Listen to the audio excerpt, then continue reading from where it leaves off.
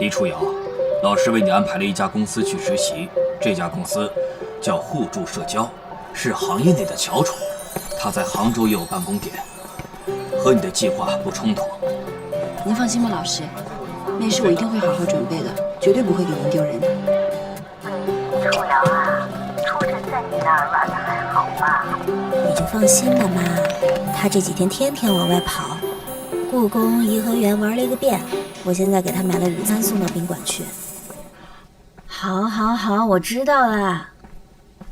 哎，你就放心吧啊，我们学校旁边的宾馆，既安全又干净。你到了吗？让我和他说说话。到了，等下我看一下啊。还没起来呢。这都几点了还没睡觉啊？你让他起来接个电话。给。哎，初晨啊，在北京生活习惯不习惯啊？挺好的，真是太干燥了。天气热了啊，多喝水，听到没有？不是特别热的时候不要吹空调啊。好的，知道了，妈。我要写数理化了啊。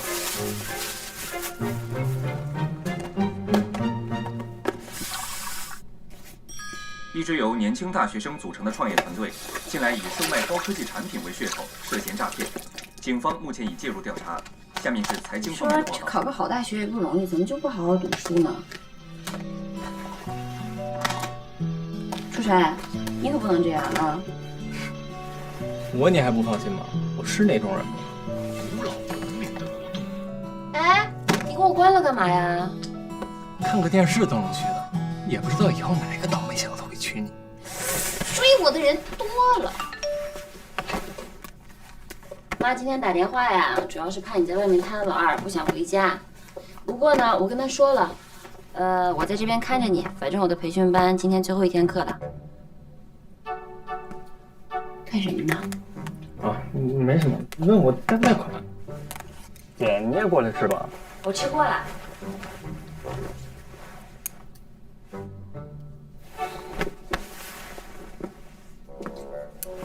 好吃啊？嗯。那不能白吃吧？哎，吃都吃了，不能吐。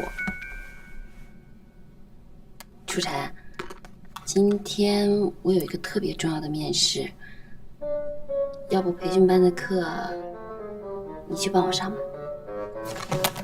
哎呦，黎初晨，哎呦，你帮我上吧，求你了！我今天真的有个特别重要的面试，好不好？我到底是来玩的还是替你打工啊？你就帮我这一次嘛，好吗，我的好弟弟？下班了，我带你去吃好吃的啊！好了，行啊！钱呀，还有钥匙啊，我都给你放在这儿了啊！你一会儿坐公交车去，下班了我来接你啊！我先走了啊！姐。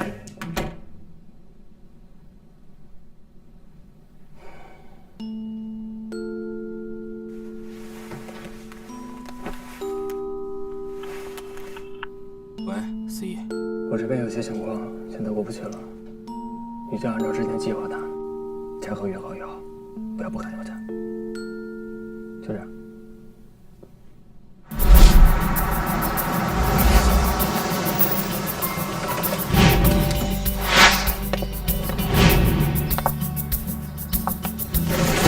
请几位跟我来吧。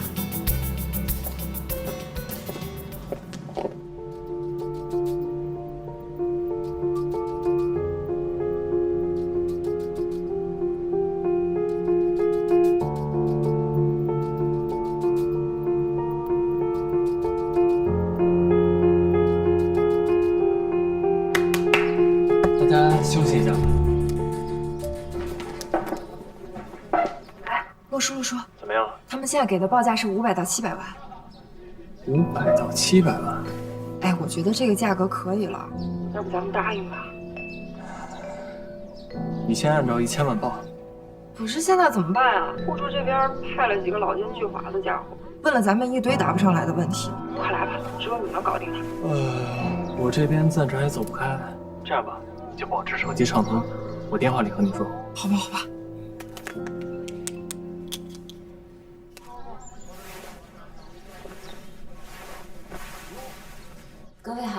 我叫黎初瑶，这是我的简历。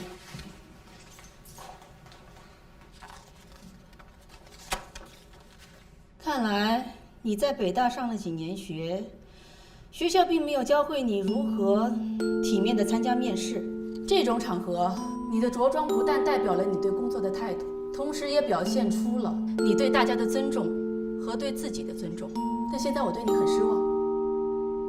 记得下次穿正装来公司。好，我回去就准备。首先，我先回答王经理关于盈利点的问题。首先，我回答王经理关于盈利点的问题。其实，国外早在上世纪50年代起50年代开始就已经在发展远程医疗了，如今效果斐然。我们国内只是现在的市场还没有打开而已。您怎么就认为我们的手环在国内没有发展前景呢？数据库是我们产品研发的基础，但并不包含在我们产品的销售里。当然，如果贵公司非常看好我们的数据库，我们也不排斥把数据库打包销售给你。只是这些数据都是我们自己收集和分析的，这个价格自然是低不了。说的不错，你继续保持就行了，好吧？局长，局长，你帮我晚上下去个厕所，别死了啊！我觉得你对于你们公司这款产品的性能而言，还是过于的夸大，它根本就不值你说的那个价。好，慢一点，慢一点，绕他身后，绕他身后。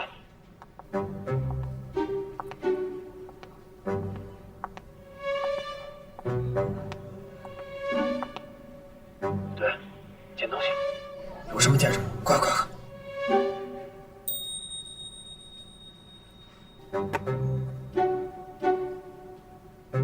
打他！下手啊！打！打！800万的收购价格，你觉得怎么样？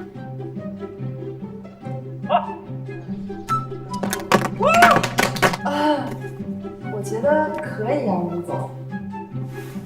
800万这个数字还算是比较800万，刚才不是说好了1000万吗？那我们，如果我们都没有问题的话，你先别签，我过去。你们先玩啊，写完作业赶紧回家。我现在就让法务起草合同。啊？还没水。哦，不，吴总，这个我可能还需要请示一下我们 CEO 吕洛书先生。哎，他正好在来的路上了，让他当面跟您谈吧。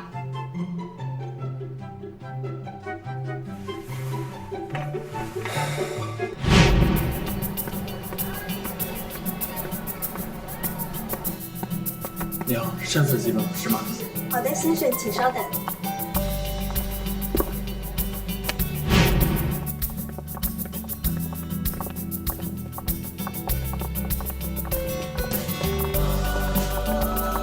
信义科技，吕洛书，很高兴认识。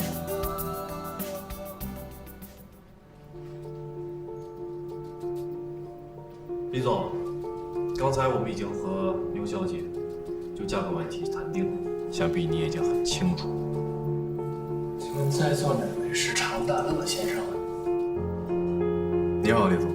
常先生，我听说您早年前也是在自己创业，那为什么放弃了？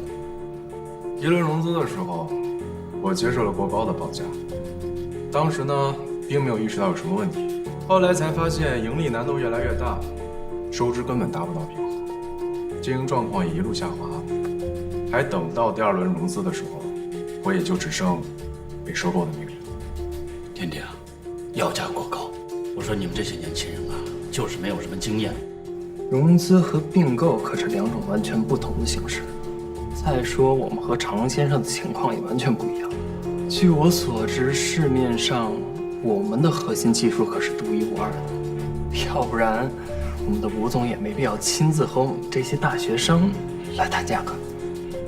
我们还是来谈一谈收购的事吧。1000万。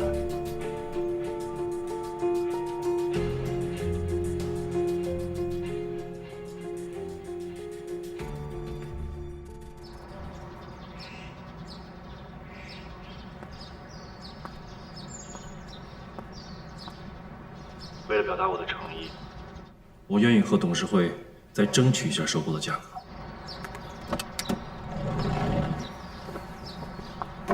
哎，洛叔，咱们真的值1000万啊？看他们现在的反应，我觉得我们的市场估值还不止1000万。吴亚军现在约咱们明天接着谈呢，那咱们去不去？去，我先走了，你们回去等我信。哎，喂，那明天怎么着啊？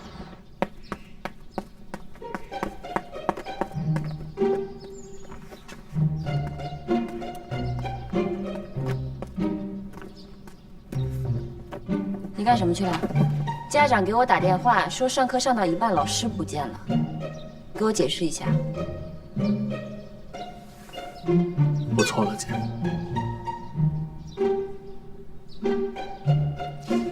主要是你辅导的这些学生吧，这太优秀了，这我一点空间都没有。那我就不如出去转一转。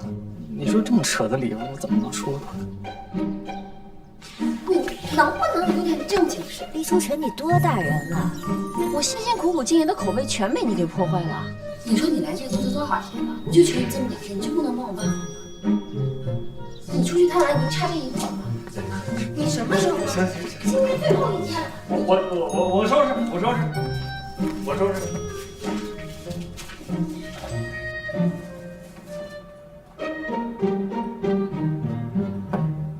烤盘披萨是本店的特色，二位要不要试一下？要这个吧，8寸的。好的。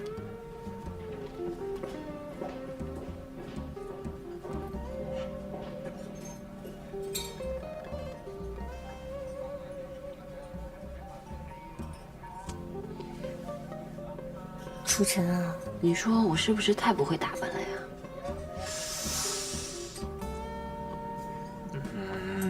你好像穿什么在我眼里都差不多。怎么，看上谁了？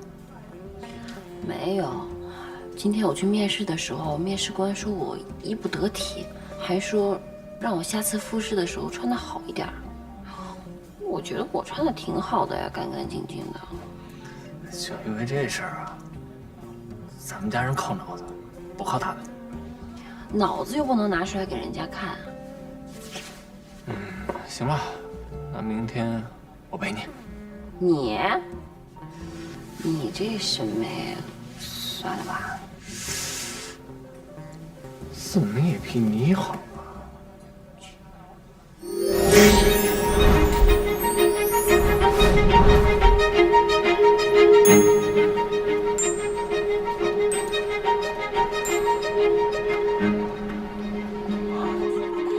这里面的衣服一看就很贵，要不咱还算了吧。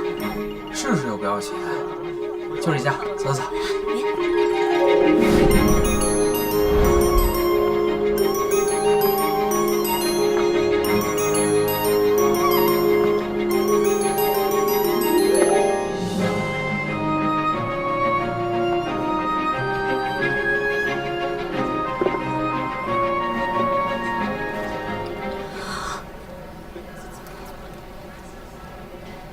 这价钱能抵我2个月工资。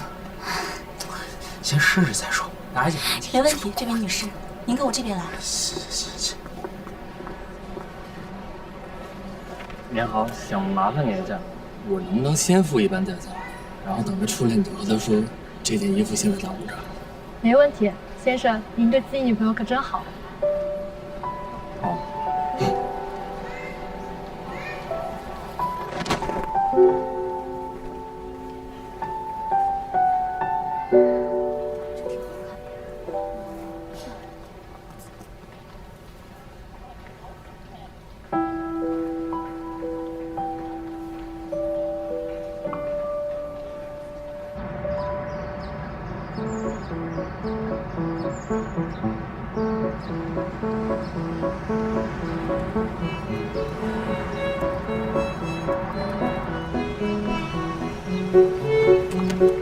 怎么样？换身衣服是不是感觉自信多了？是挺好看的啊。哎，不过你说你年纪轻轻的，怎么这么会给女孩挑衣服啊？你告诉姐，你是不是偷偷交女朋友了？没吃过猪肉，还不会给猪挑衣服吗？哎！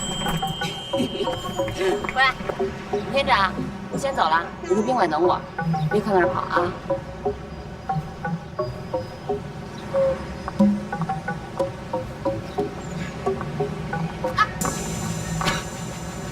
装个淑女都不会啊？去吧去吧去吧。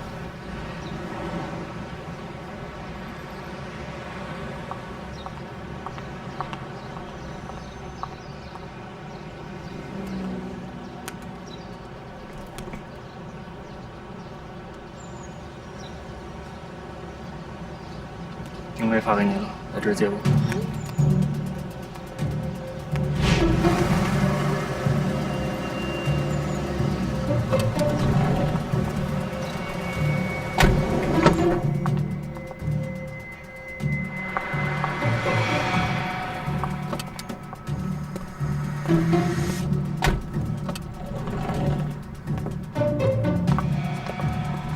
我都带来了，在家里都认真准备了。好，跟我来吧。好，谢谢。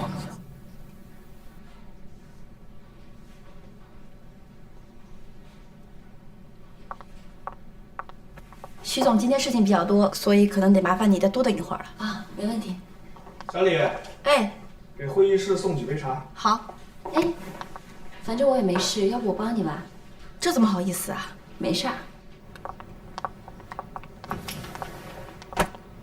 我告诉你们，你们这是赤裸裸的抢劫、诈骗。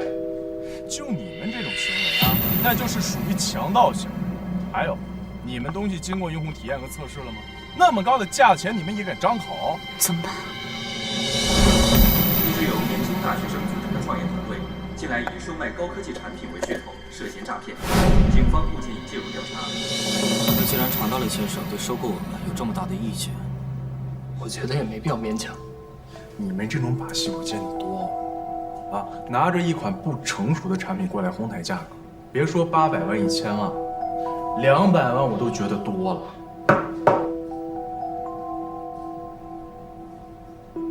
不好意思啊，李总，其实昨天你走了之后呢，我对你们的产品又进行了重新的评估，1000万的收购价格其实是可以接受的。1000万是我昨天提的价格，今天我要1200万。这200万就算是常先生为我们争取的吧。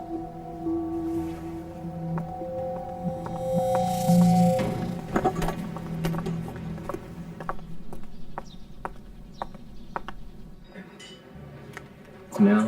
面试顺利吗？收到回复啊？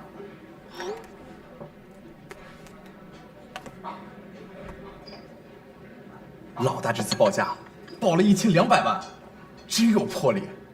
哎，这可比当时他们压的200万整整高了1000万呢！哎，你看见没？那姓吴的脸都白了。那我们不是已经发了？咱们差不多得了，别太贪了。就是，况且咱们创业的第一笔钱还是学校资助的。通过这2次试单，我更确定我们的市场估值不止这个价。既然我们的产品属于技术导向型，那主动权就在于我们。我们再等一等，这就叫欲擒故纵。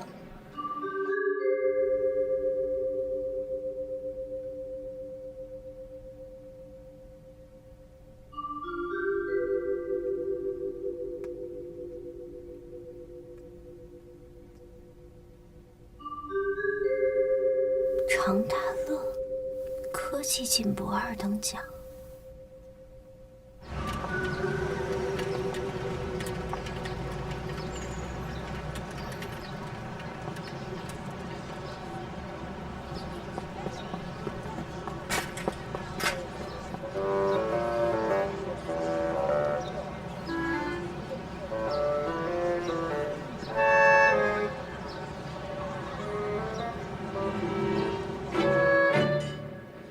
真是昨天那团队负责人的姐姐。对，我弟弟他是和你们一起做生意了吗？你弟弟没和你说吗？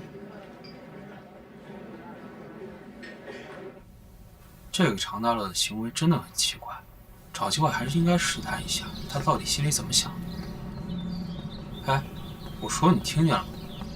听见了，听见了，不就一个常大乐吗？再说了，你不是在那儿吗？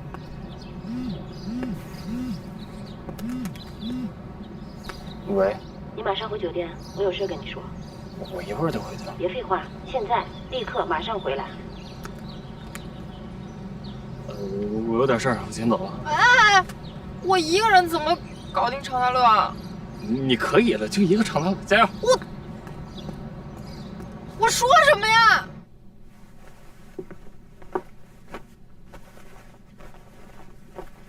你这弟弟啊，还真挺年轻的味道。我像他这么大的时候可没这魄力，胃口那叫大呀！这么年轻就会敛财，敛财？哎，何止是敛财啊，那叫一丧心病狂啊！圈钱眼皮子都不眨一下的。你呀，真得好好劝劝你的弟弟。咱们呢，也真没那么好骗。现在回头吧，还来得及。那也是出于好心。我要是你啊，就赶紧带着弟弟离开北京，要不然回头事儿大了，后悔都来不及。姐，你这是干嘛？给你收拾东西，赶紧跟我回杭州。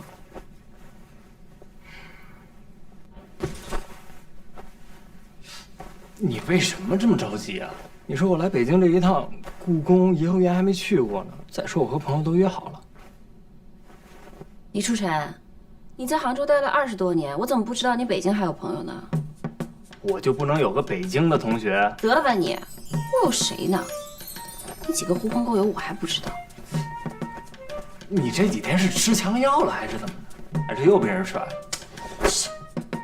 别跟我贫嘴啊！眼珠子一转我就知道你要干什么。最近看你就不对，哪儿都不对，赶紧给我回杭州，什么也别想。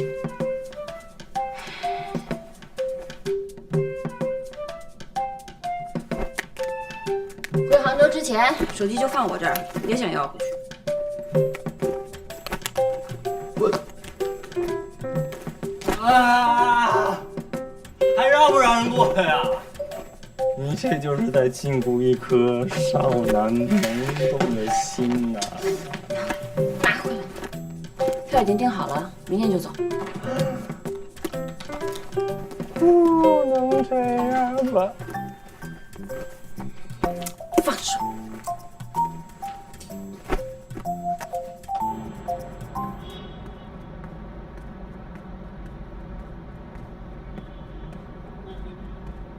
嗨，嗨，哎，我找你有正事儿呢。什么正事儿啊？我想找你聊聊咱们融资计划的事儿。等会儿，咱们？什么叫咱们？我告诉你，你们现在这事儿已经不归我管，你找我没用，找吴总去。你站住！大乐哥哥，我们虽然是自己创业，但我们是正儿八经的公司，不是你说的什么诈骗团伙。我找你呢，是想请你指点指点我们。你看，你是过来人，经验多，赏脸跟我单独聊聊呗。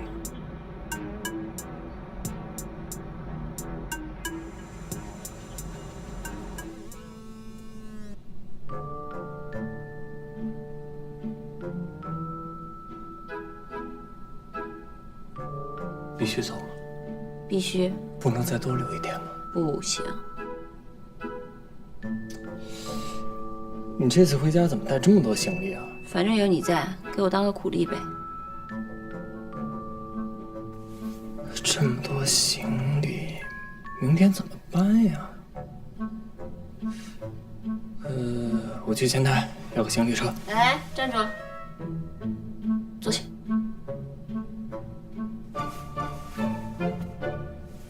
就在我的视线范围内，哪儿都别想去。听到没有，李初晨？你不是说他有事儿，脱不开身？我跟你聊。夫人，那咱得聊正事儿吧？再不聊正事儿，我就先撤了。哎，别，聊正事儿。你什么星座啊？连我我说你这都什么八竿子打不着的问题啊！我对星座感兴趣，我看看咱俩合不合。我跟你啊，我要给你，你点。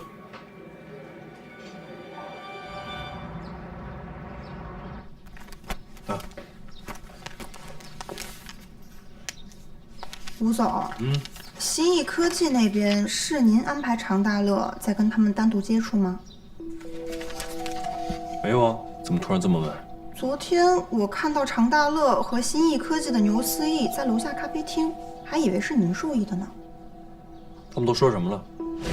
说什么倒没听清，但他们聊得挺开心的，有说有笑的，气氛很融洽。很融洽。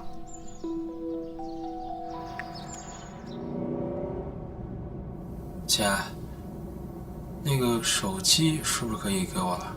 不行，回杭州了再说。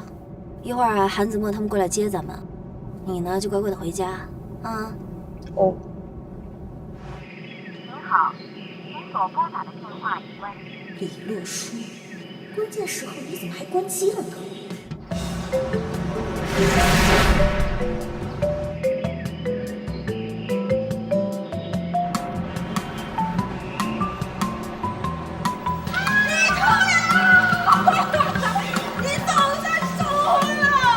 哎，楚阳，接风宴都给你安排好了啊，就在我新开的酒吧，你也过去看看。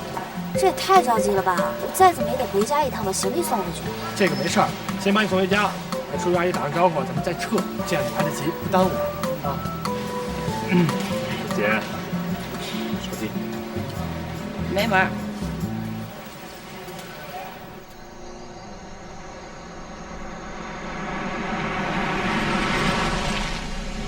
这么多东西啊，楚瑶，再不你让他俩帮着拎上去吧。放心，就送到门口，不会打扰到阿姨的。不用了，我家你也不是不知道，这些东西我弟自己能拎上去。那好吧，那你一会儿记得过来啊，不许放鸽子啊。走。我们回来啦！回来啦！哎呦呦！哎，你怎么让你弟搬这么多东西？你去搭把手啊！哎呀，哎呦妈呀，他都一大男人了，拿这点东西怎么了？什么大男人啊，他还是个孩子啊！他就比我小1岁，孩子什么呀？听着呀，那你也不能累着你弟呀。来，我看看瘦了没有啊？没有啊。妈，出去上学的是我，他才离开家几天啊？这还吃醋了？来，让妈看看你变样了没有啊？瘦没瘦啊？本身就。想吃什么呀？晚上我让你爸给你们做。我不在家吃了，我有几个朋友说要给我接风。不在家吃了？你们吃吧。那晚上早点回来啊。行。你跟老师在家待着，哪儿都不许去。走，赶紧走，别回来。哎呦，气死！哎，准备。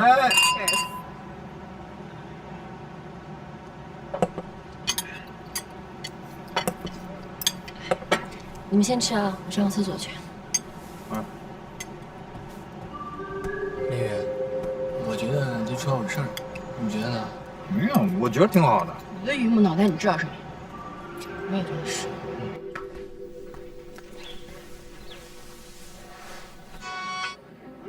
李洛说你还活着呢，我这边都炸锅了，你知道吗？到底去哪儿了？我有些事情回杭州了。什么？你回杭州了？你们和其他公司谈的怎么样啊？出事儿了！现在其他公司都不跟咱们谈，听他们说，好像是互助社交公司已经买了咱们的专利。这个吴亚军居然耍这种小聪明，那现在怎么办啊？我们很被动。他们这么做主要是想阻断我们和其他公司的合作，这样主动权就在他们手里了。一定是常大乐那个小人干的。不过这样反而显示了对我们的重视程度。他们这么一搞，在北京可能也很难容到死了。你们先回杭州吧。哎，等等，他们要我下午去开会怎么办啊？又开会啊？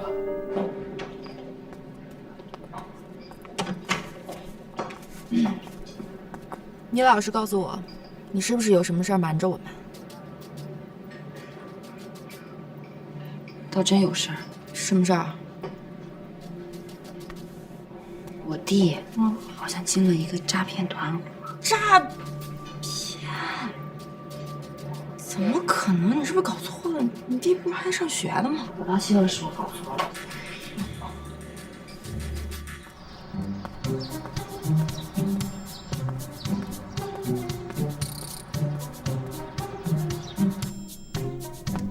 李总。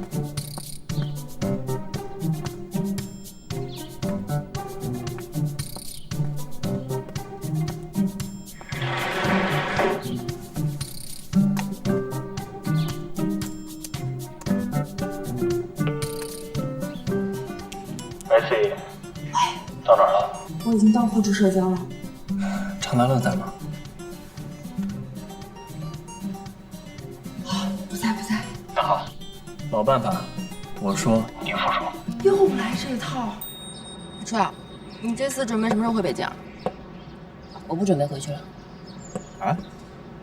你学习成绩那么好，你老师没让你保研？没呀，他家什么情况你又都不知道，肯定是自己不愿意保研的呗。我现在呢，就是想赶紧找个好工作，让自己安定下来。这个好说，你直接去我们家公司上班，想要什么职位随便挑，没有搞不定的。我自己就能搞定的事情，别麻烦你家里人了。哎，不过你真的不再考虑一下实习的事儿了？你想，如果你能在北京的大企业有一个实习的经历的话，那你回杭州找工作会方便很多。你以为人人都跟你一样在乎这些？其实秦云说的跟我们老师说的差不多，不过我现在也顾及不了这些了。我也不能把这个家都交给我弟承担啊！刚刚不是跟你说了吗？别多想了啊！不好意思啊，吴总，我们李总临时有事儿先回杭州了，我能代表他。好，你和他说现在融资的事情并不是最重要的。融资的事儿现在不重要。那牛小姐的意思是，现在最大的矛盾是贵公司好像对我们的产品没有足够的尊重。我觉得这样勉强合作的话，将来沟通起来也不会很愉快。所以呢，事后我们也联系了一下常大乐先生。事后呢，我找过一次常大乐先生，本来是想把误会解开，可是没想到，他私底下对我们新艺科技仍然是傲慢无礼，甚至出言羞辱。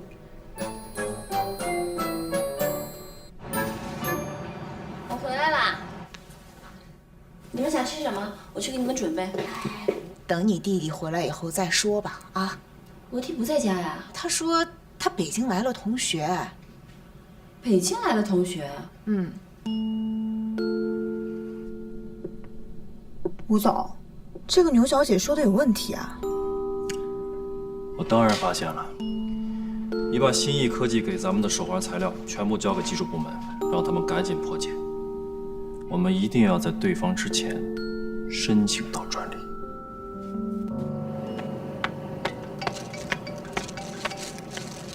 哎，姐，帮我接个电话，我不知道哪家，我一直给我打。我打的，怎么买这么多东西啊？哎，不用，你看啊，这全都是你爱吃的，我今天就准备给你露一手。你这是告诉我你长大了？长没长大你自己看不出来。你再怎么长大，在我眼里都是小孩子。是。我一找不到你吧，我心里就发慌。我一发慌，我就觉得你要给我捅娄子。净冤枉！那你说，你刚才去哪儿了？我去找同学了。别骗我啊！我骗你干什么？这两天不干，走吧。走。我们回来啦。哎呦，怎么买了这么多东西呀？哎呦！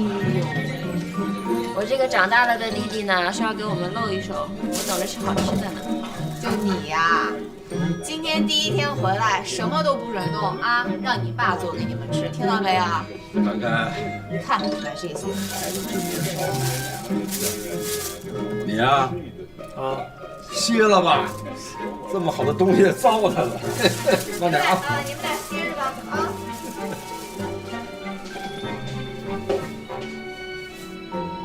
那我只能明天再做。雷声大雨，话真多。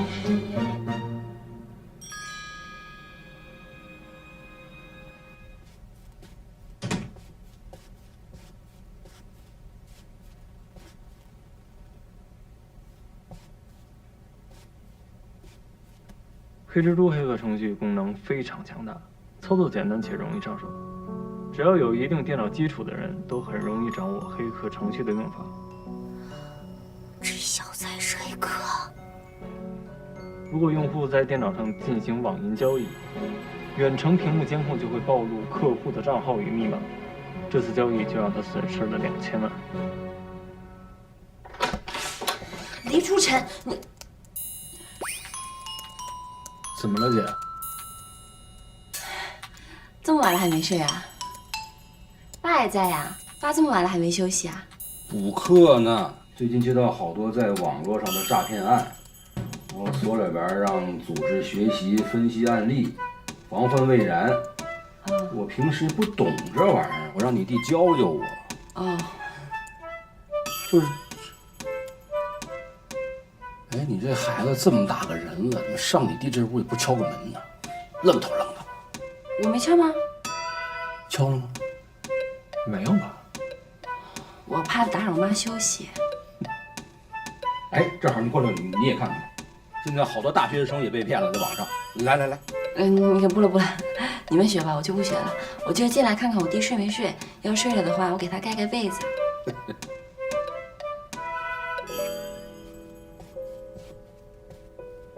你睡觉踹被啊？不踹。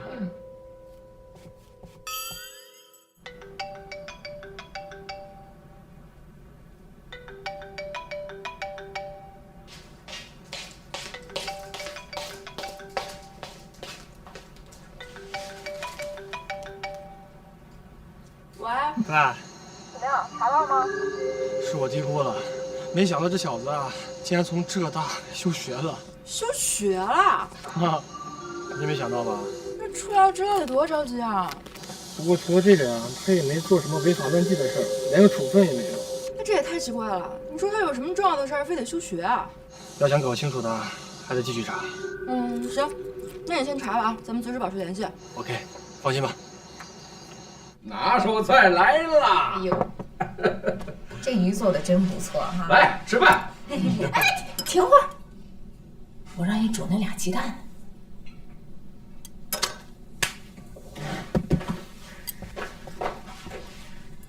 等会儿，哎呦，你跟你说，你这不时不傻的，怎么想起吃鸡蛋来？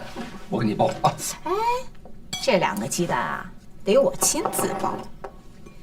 你看你们这些人啊，平时都以为我老糊涂了，其实是你们记性不好。知道今天什么日子吗？什么日子？今天啊，是初晨的阴历生日。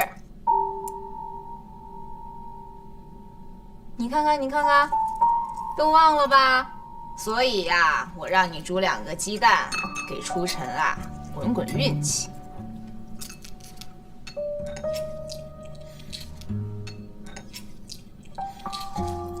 李杰同志吧，不是我批评你，典型的封建迷信思想啊！只要滚运气好使的话，我给儿子买200个鸡蛋啊，让他吃饱了啊！你少拿你那警察的口气跟我说话，是吧？那我给他吃2个鸡蛋怎么了？啊，这马上就要考试了，吃完这鸡蛋，考个好成绩了，多好啊！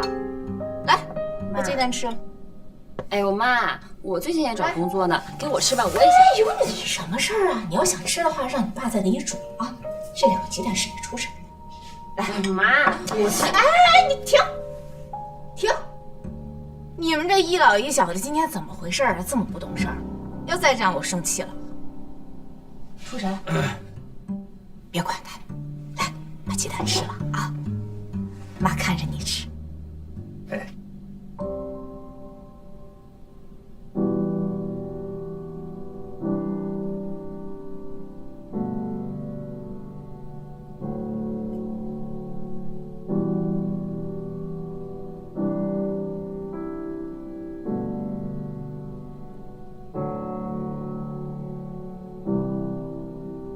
吃啊！谢谢妈。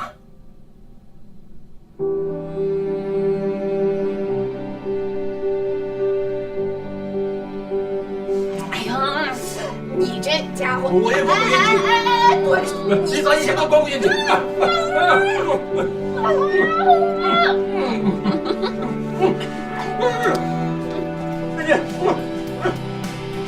我拿着。这老头子。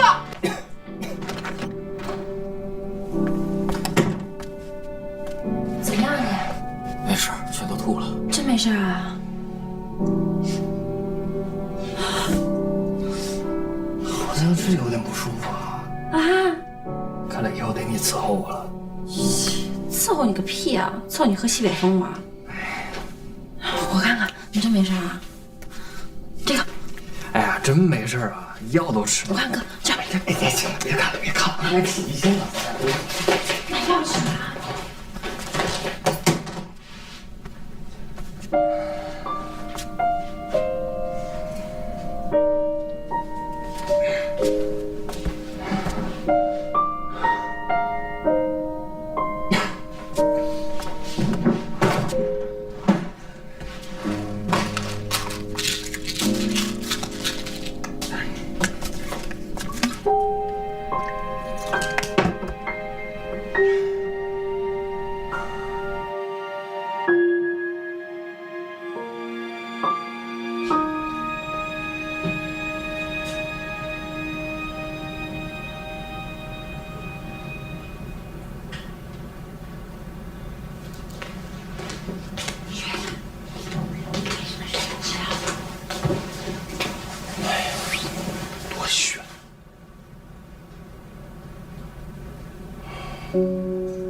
哎，爸，我问你个事儿呗。难得呀，说来听听。诈骗未遂是怎么定罪啊？你怎么想起问这个问题了？没有，我就前几天看电视剧，上面说什么诈骗，我又没看懂，所以我就过来问问你。这个诈骗啊，虽说是未遂，但同样是诈骗罪，只是其犯罪的形态是未遂，量刑的时候会适当的倾斜。不过这个诈骗虽然是未遂，但是量刑的时候依然是按照既遂来看。这么夸张啊？这怎么可能嘛？哎，这小子干得了！没想到这小子啊，跟北京互助社交公司之间有1000万的利益关系。不是，你消息靠谱吗？开玩笑，我韩子墨拿的消息，什么时候不靠谱过？不行不行不行，我得赶紧把这事告诉律师啊！这事可不是闹着玩的。哎，今天晚上算了吧，太晚了，明天约他出来当面说吧。也是哈，你现在告诉他，他也只能干着急。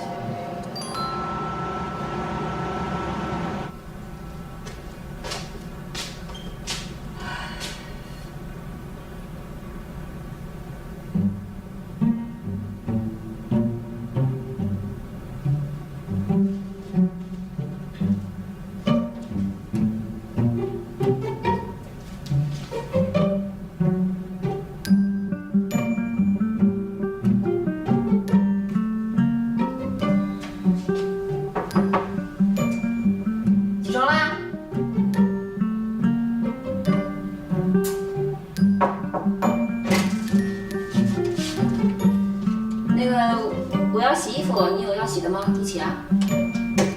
哎，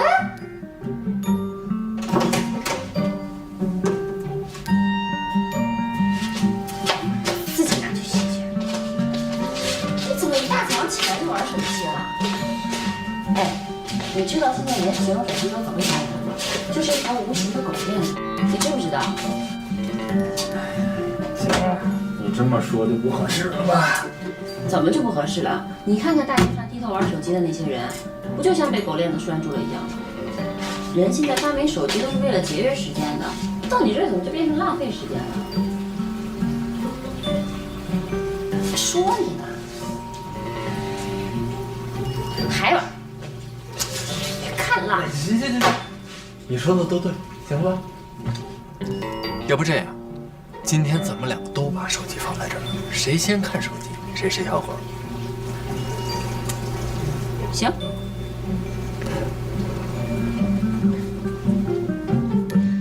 谁看谁小狗？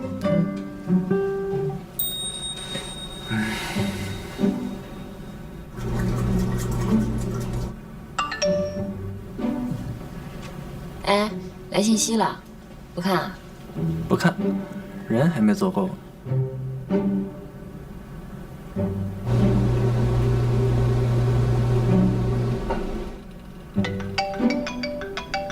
谁先看谁是小狗啊？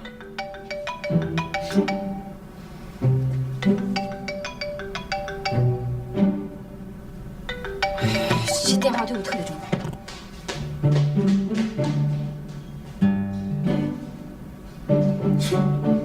小狗。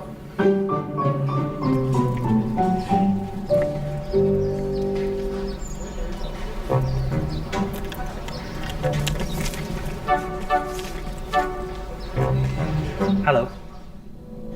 你要知道，咱们公司对收购他们公司是很感兴趣的。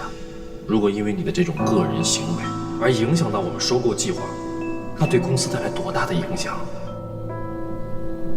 现在公司要求你去杭州，给李若书先生当面道歉。大乐哥哥，哎，张宇，快泡杯茶。我们这没有热水。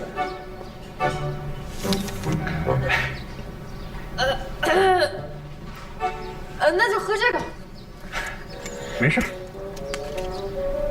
我完全理解你们的感受。辛辛苦苦做出来的产品被人贬得一文不值，搁谁心里都不好受。哼，那您这还不是为了咱们这个一文不值的产品来了一趟杭州吗？来，赶紧吃，赶紧吃。吃饭了啊！快吃吧。妈，你们先吃吧啊！我有事先出去了，不在家吃了啊。哎，还有你，吃完了把碗筷都刷了啊。走，我走了啊。临走不忘压迫你弟，慢点啊！注意安全。哎喂，洛叔，你赶紧来公司一趟吧，常大乐来了。哎，出瑶。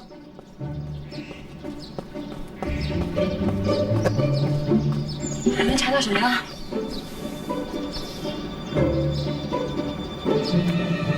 这个，那个，你看完以后先别急哈。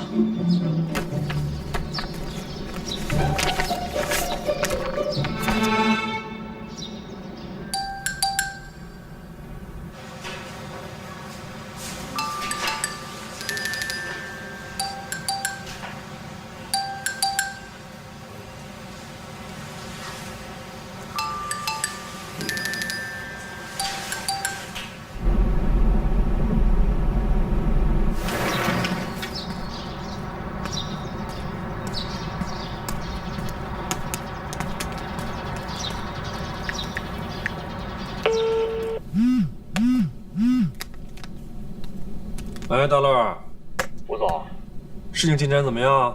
不是吴总，这新艺科技这边也没什么诚意啊，这对我还挺有戒心的。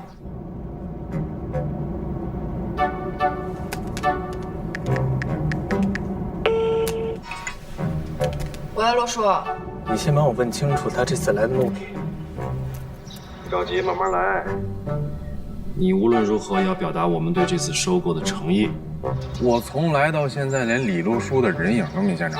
我就先不过去了，有事儿电话联系，啊。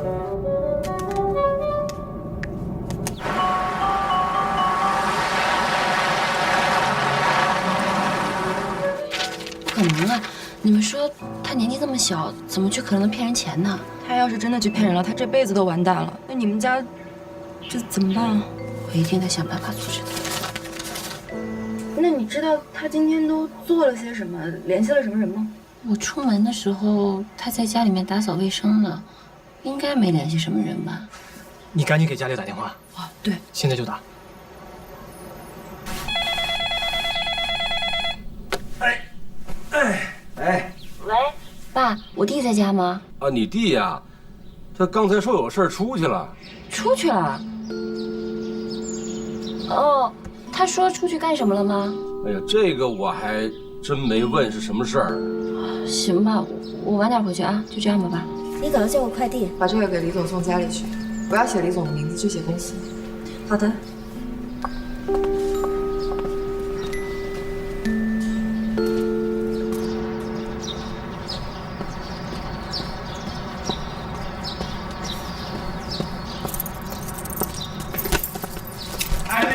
傅，等会儿。啊，怎么了？是这样，我呢是这公司的负责人。我们前台小姑娘实在是太粗心大意了，她好像把那个收件人的号码写错了一位，我就核实一下看看对不对。谢谢。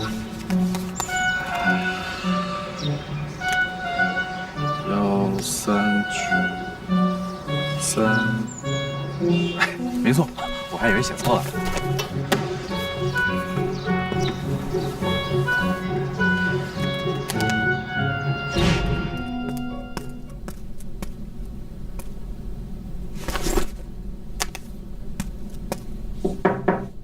谁呀？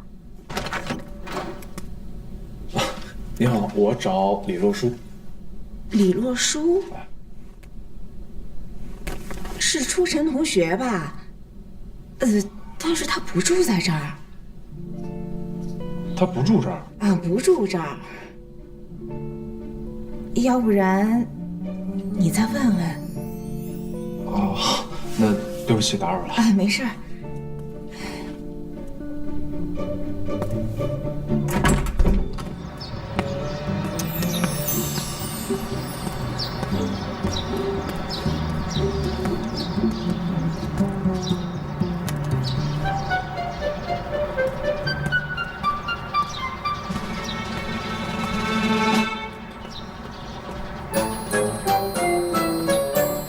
哎，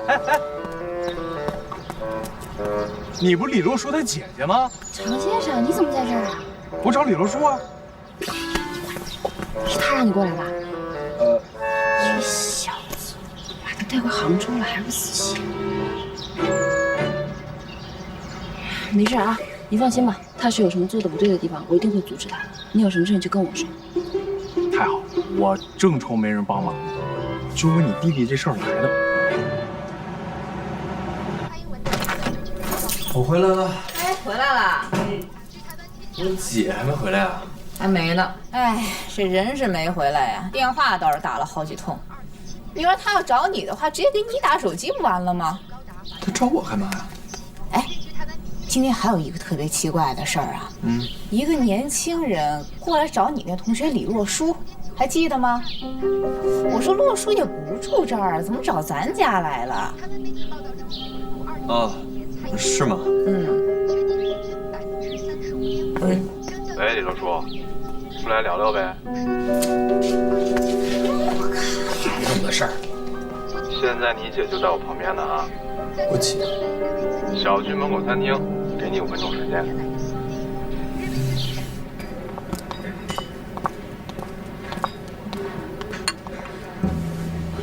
常先生，你们公司还没有给过他任何资金吧？你们俩是不是特缺钱啊？是，我们家是挺缺钱的。不过他要是拿了你们公司的钱，我一定会替他偿还的。哎呦，没想到这小子还有这么好的姐姐。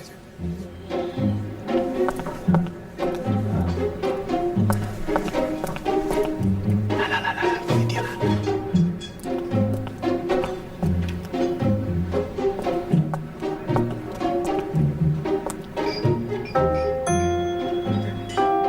你先坐下。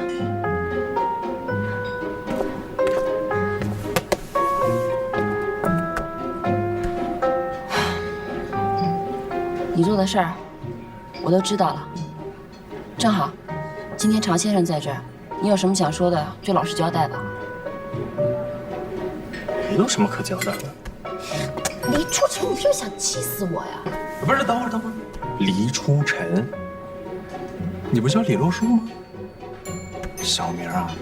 我叫什么和你有关系吗？你既然那么想把产品卖给我们，啊，这叫什么名字，是什么样的人，他当然跟我有关系了。行了，人家常先生都说了，你拿一个不值钱的东西要骗人家公司钱，1000多万啊！你什么时候开始干这种骗人的勾当了？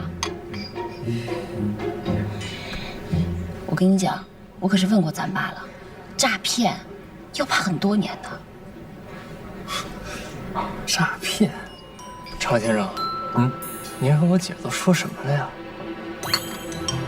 你做这些事情的时候有没有想过咱爸妈？有没有想过我？如果你要是出事了，咱们这个家怎么办？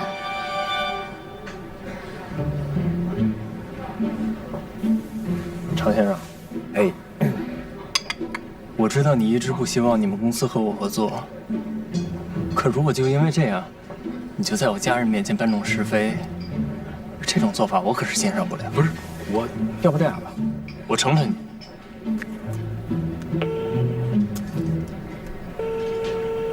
喂，吴总。李总啊，常大乐没给你添麻烦吧？我和常大乐先生聊得非常的投机，达成了一些合作上的意向。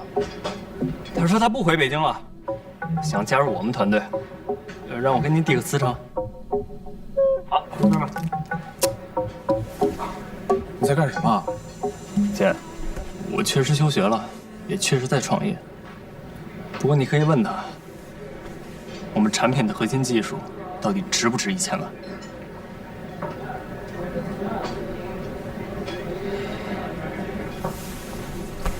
要不是我需要这个钱，我会和你们这种人打交道。你以为我不知道吴亚军的手段？先抢注我们的技术，不让我们和其他公司合作，再强制压价。这到底你是骗子还是我们是骗子呀？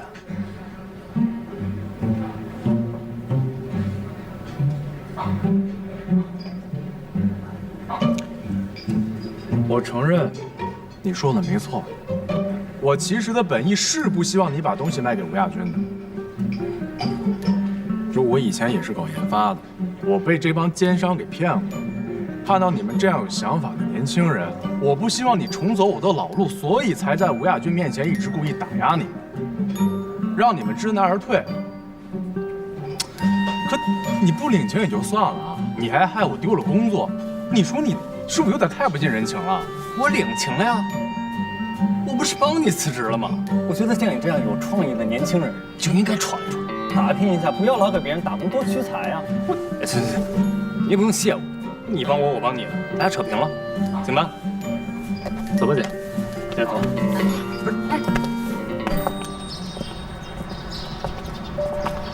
哎，你别生气了，我给你道歉，是我不够信任你。我没生气，走吧。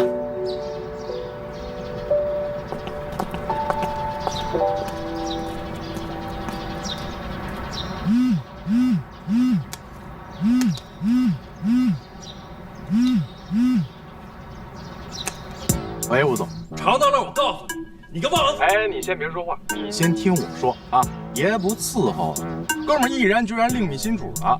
记住了啊，是我开的你，不是你开的我，就这么着了啊，拜拜。常大乐那边你也别生他的气啊，也是我先去找他的。这个常大乐，居然还骗你说我诈骗，诈骗！呸！哎呀，行了，其实他也没有跟我说什么，都是我自己瞎想的。再加上我知道你休学的事儿，脑子一下就懵了。姐，你不会是真的怕我惹了麻烦才放弃了北京的工作吧？嗯。哎呀，也不全是了，主要还是爸妈需要我。不说这个了，你现在休学了，准备怎么办呀？不能以后都不上学了吧？我有我的办法，放心吧。走。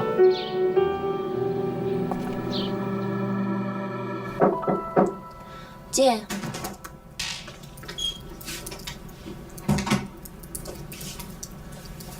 姐。怎么了？我退学的事就别和爸说了。他平时工作已经很忙了，我不希望他再因为我的事费劲了。罗叔，难为你了。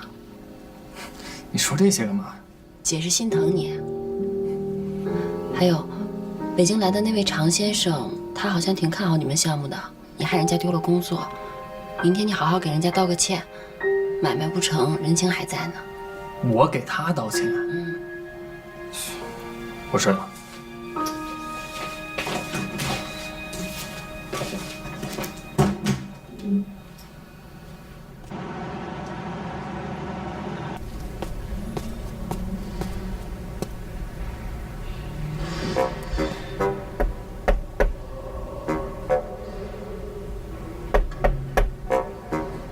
这老头子是不是又没带钥匙？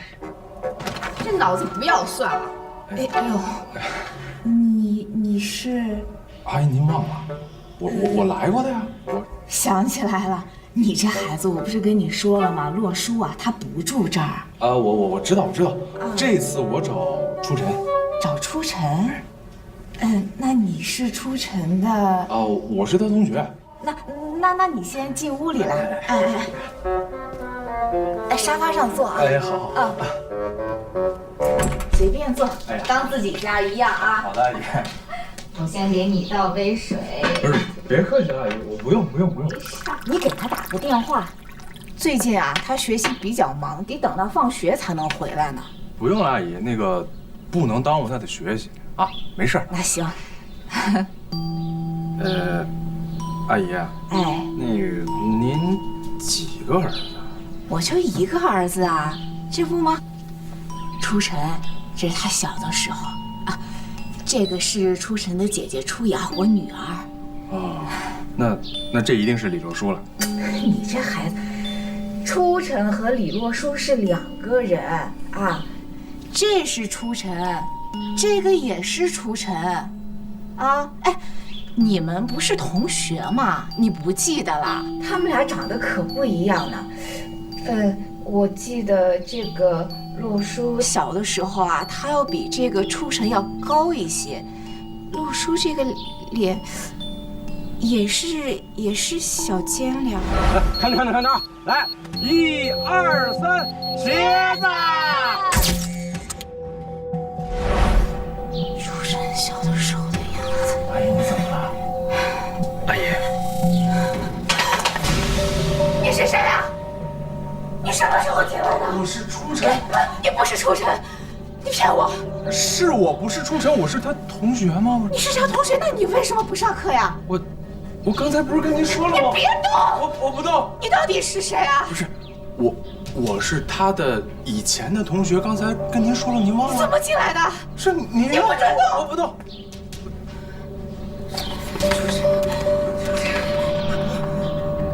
我不记得初晨小时候的样子。初晨。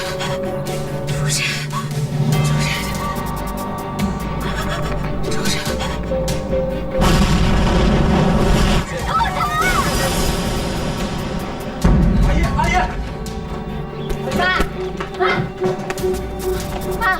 妈，你愣着干嘛？打120啊！妈。秀华。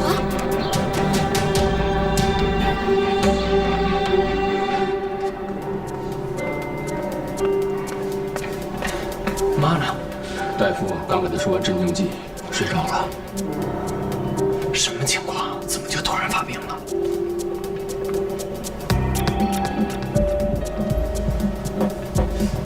怎么又是你啊？我妈要是有什么事，我饶不了。放手，放开！你妈在这儿躺着呢。去，搞点这头骨眼去看看她去。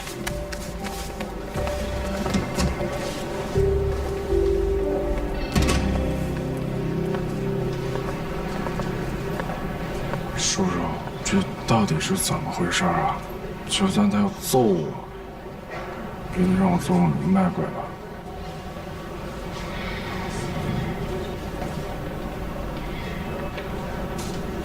麻烦你跟我去个地方吧。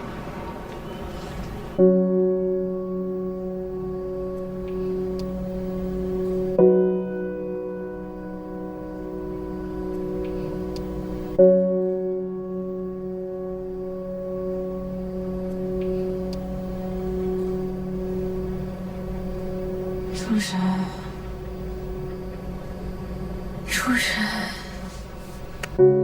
妈，我在呢。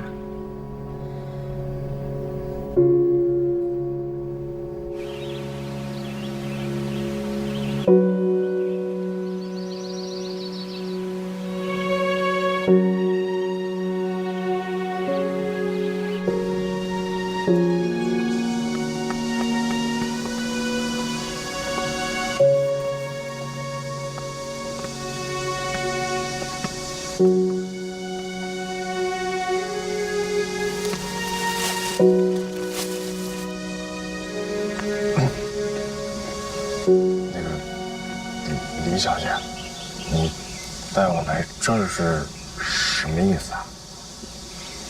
其实李洛书不是我的亲弟弟。啊？我的亲弟弟在这里呢。黎初晨。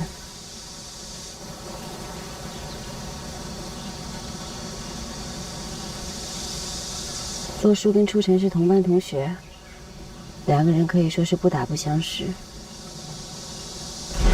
啊！我爸昨天带我看了《功夫熊猫》，那对阿宝太好玩了。我本来也要去看的，可是他这周太忙了，没时间。你看，哎，阿宝，给我看看，给我，给我，给我！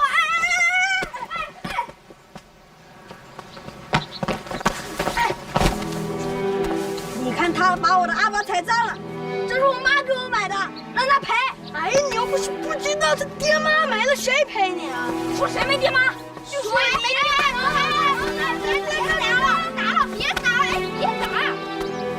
这样，下次让我爸买一个，换你这踩脏的，行吧？好吧，你说的。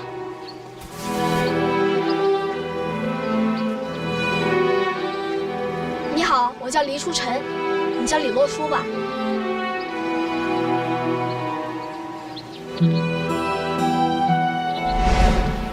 他们两个从小一起长大。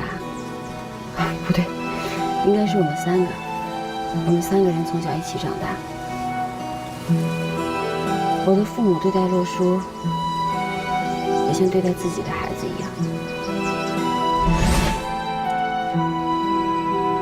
洛书在啊！怎么不夹菜呀，洛书啊？来，吃点鸡蛋。阿姨，我不吃鸡蛋。怎么了？我吃鸡蛋过敏。再来，多吃点肉。谢谢楚小姐。来，那初晨吃。吃到自己家里吃啊。好。这个位置好，坐这边。这边。哎，啊，这儿。好，就这样，别动了啊！快来，快来，快来！拍照了，拍照了！洛书过来拍全家福了，这是你们家的全家福。我又不是你们家的人，这孩子，这小子还扭捏上了，去拉他过来。你们拍吧。快！谁说你不是我们家人了？你就是我们家人，快点！你就是我们家的人，跑什么跑？来，楚小姐拿吧，谢谢啊。过去，来，真香啊！哎，对对对，这样好啊！来，来，看着啊！来，1、2、3，茄子！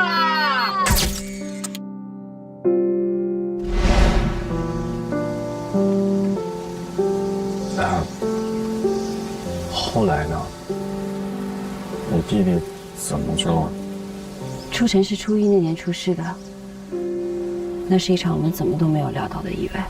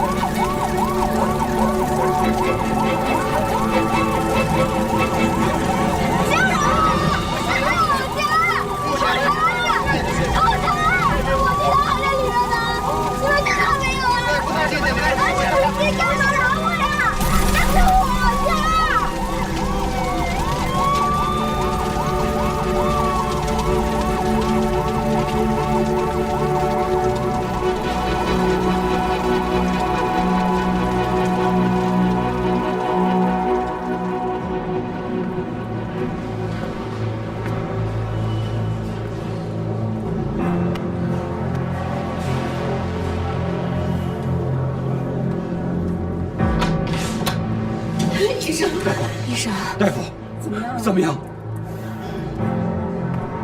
初晨，出水！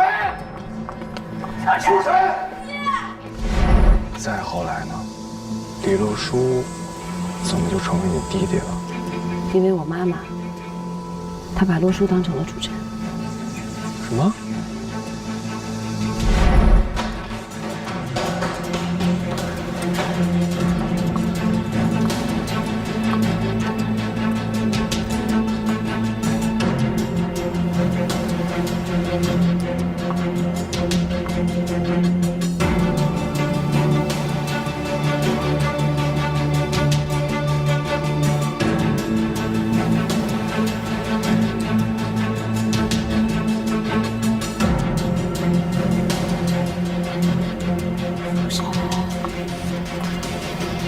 在这儿干什么呢，楚晨？走，回家，妈妈给你做好吃的。李姐，这是洛斯。楚晨，你胡说什么呢你？这就是楚晨。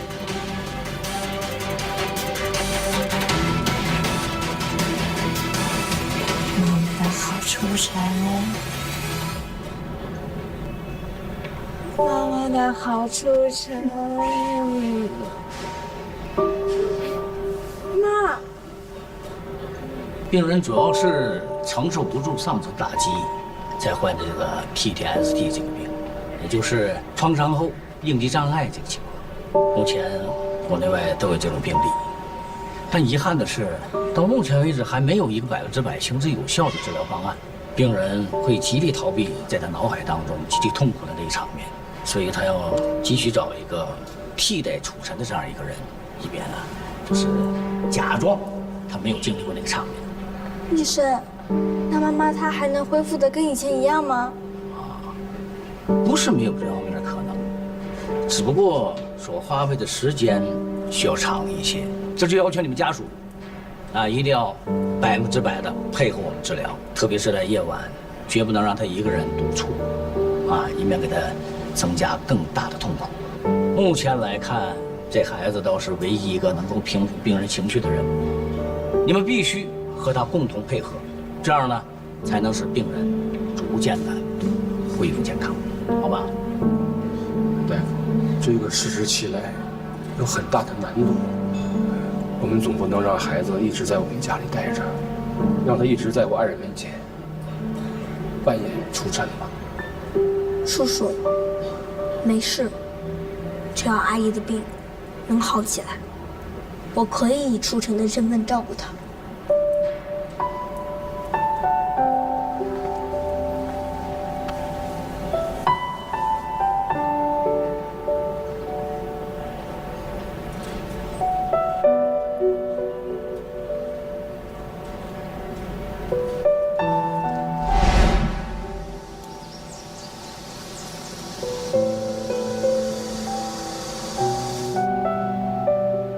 这些年我不在杭州，都是洛叔帮我照顾我爸妈的。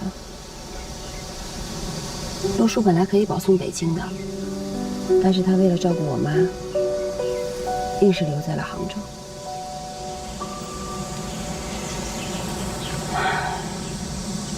没想到事情原来是这样，难怪你们俩长得也不像，姓氏也不一样。我们俩虽然没有血缘关系，但是一直都比亲姐弟还要亲。常先生，希望我跟你说的这些，可以让你对洛叔的印象有所改观。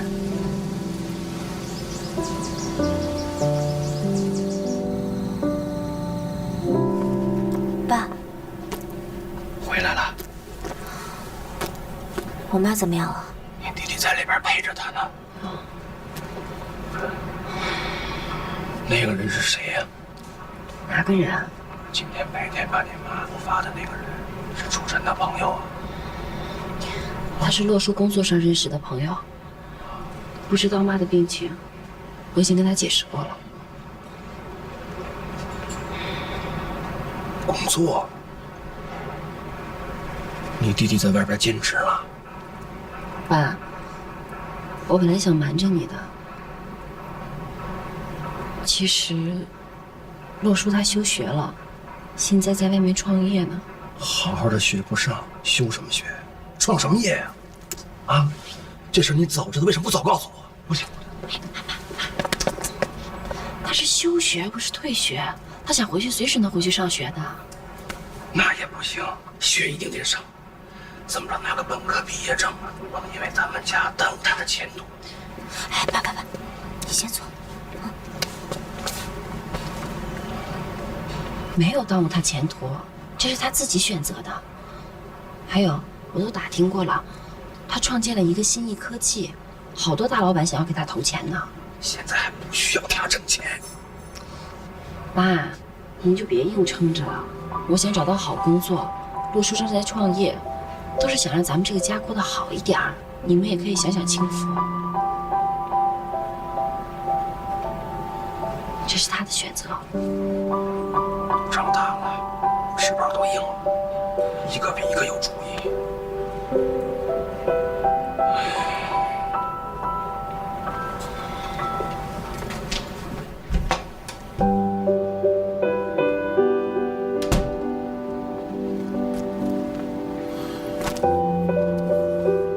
爸呢？我让他先回去了。你也是回去吧，我看着就行。没事儿，我不困。查德勒呢？他走了，我把事情的原委都告诉他了。都是我非把这个惹祸精给招来。也不怪你。接下来呢，就希望咱们这个家顺顺利利的。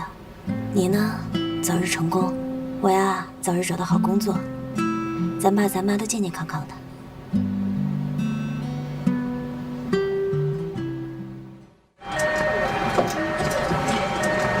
弟呢？他马上就出来了。手续办好了？办好了。医生怎么说？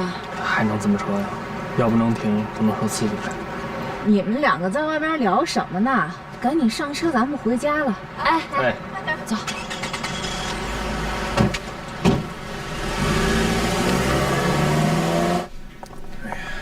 哎，怎么？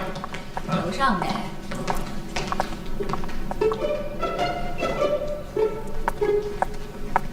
就知道躺着，你成天能摸点正事儿吗你啊？老韩。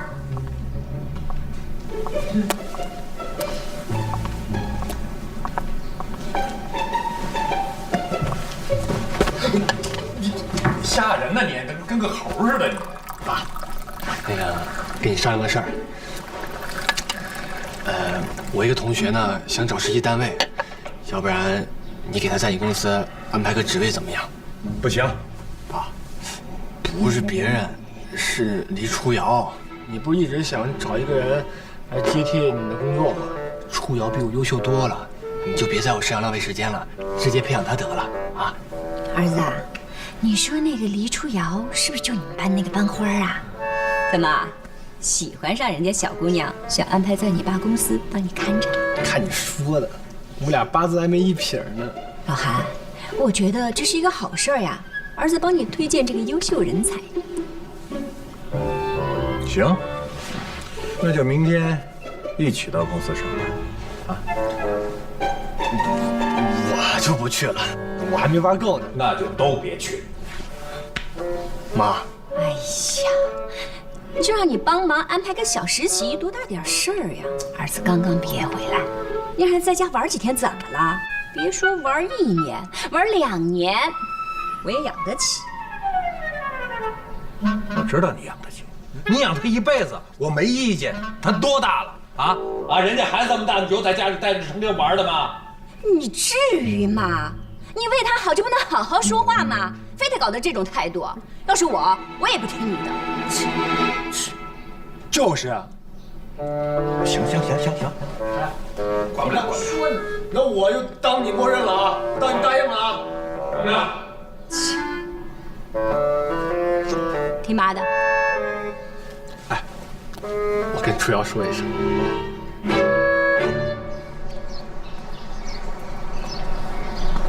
你给我打电话不就行了？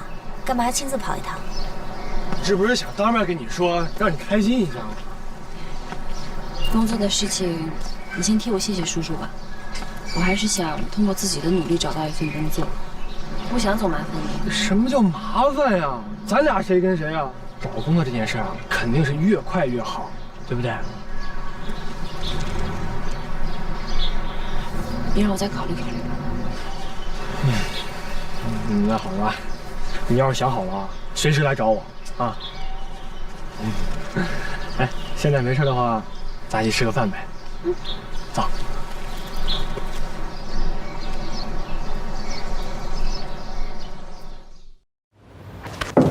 老李，哎，法官，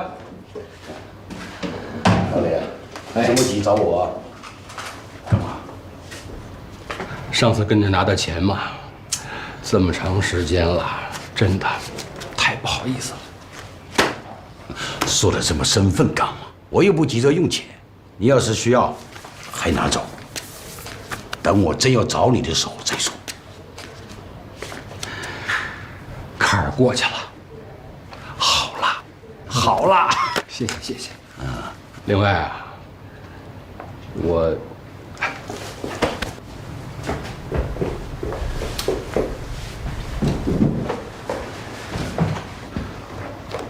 我跟你商量个事儿，我想提前退了。你说说，咱们所抢上的奖状减期，2/3都是你挣过来的，就这么迟了，舍得吗？啊？孩子大了，有他们的事要做，我不能把孩子总搁在家里边啊。妈，我回来了。哎，你怎么买这么多东西呀？我路过超市，就随便买了点儿。还有这么多日用品，咱们那水龙头下面那个柜子里面啊，有的是呢。哎呀，我都忘告诉你，反正都是消耗品，早晚都要用完的。啊，这是买给你跟爸的，拿进去。行。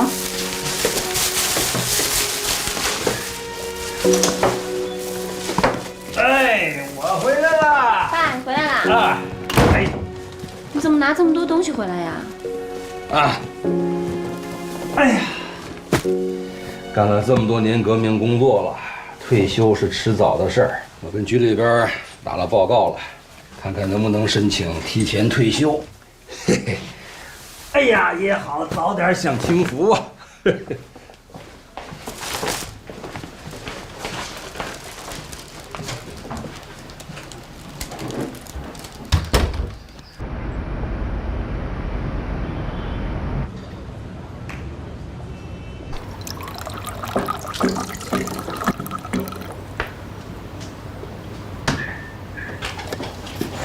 爸，吓我一跳！这么晚了，你这是又出去了？就跟朋友在门口聊了几句，没走远。哦，快睡吧啊！哎，爸，我问你个事儿。说。好好的，你为什么突然提前退休啊？到年纪了呗。哎，是不是因为我拒绝了北京面试的工作，洛叔又休学了？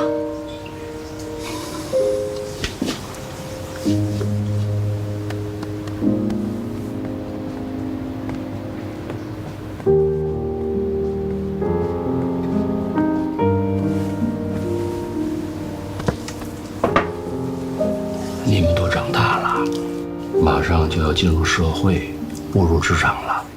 现在外边压力多大呀！洛叔也应该有自己的生活了，不能因为你妈这病，就把人家永远的拴在咱们家里边。我都这把年纪了，我还有什么折腾头，是吧？早点退休，早点享清福。啊，接好你们俩的班儿，把你妈照顾好，好好做好咱们家的后勤工作。你们两个踏踏实实的拼搏，两全其美的事儿。你这小脸拉这么长干啥？我不想让你因为我们放弃自己的工作，而且你还得了那么多奖。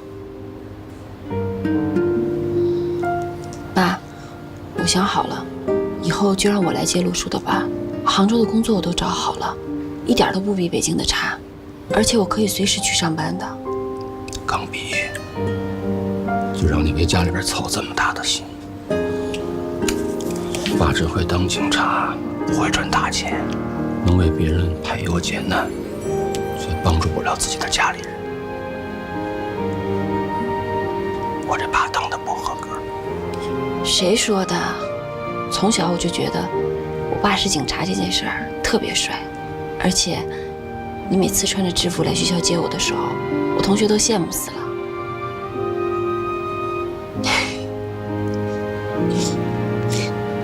爸，我已经长大了，你给我个机会，让我照顾咱们这个家。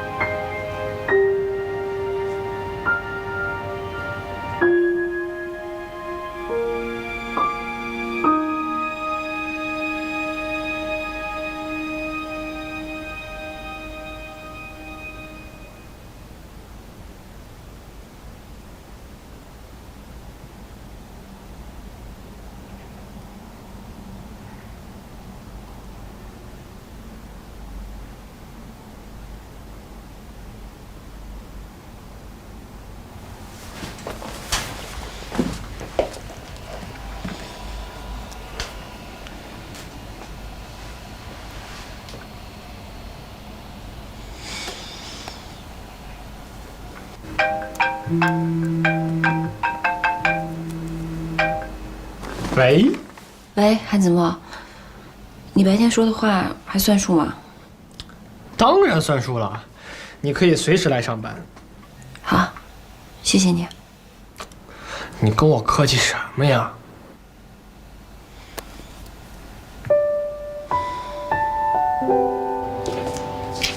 他睡了。睡了。给你看，这个就是我们公司现有的一款产品。你说咱妈的病总不让她出门也不是办法，所以我就设计这个手环。它不仅能像其他手环一样监测心率，还有生理状况，我还加入了 GPS， 还有震动装置，这样即便我们不在，它也可以提醒咱妈按时吃药。而且它万一出现什么事儿，我们也可以第一时间知道它的位置。之前是我误会你了。切，这几年，你为这个家做的太多了。这个家就是我生活全部的动力。说什么呢？行，回头我就给妈带上。嗯。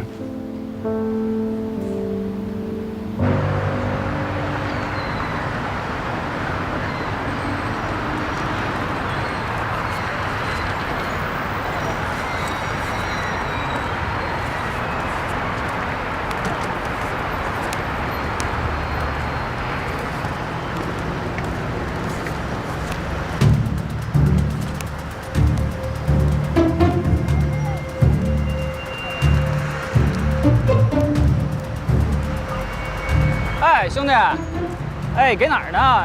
哎，找你半天，电话都快打没电了。啊，你赶紧来接我呀！啊，我在。喂，喂，喂，关键时刻没电啊！哎，兄弟，哎，不好意思，这手机出门忘充电了，你们找朋友着急，你的电话能不能借我用一下？哈哈，谢谢啊，谢谢，你用吧，用吧。来，一会儿就好，一会儿就好啊。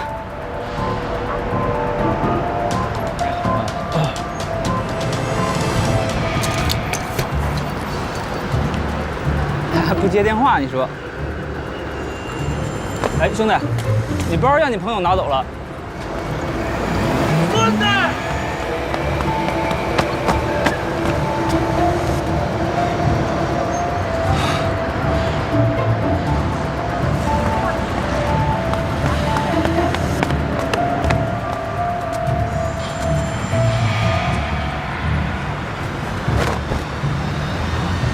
得，终日打雁被雁啄了也。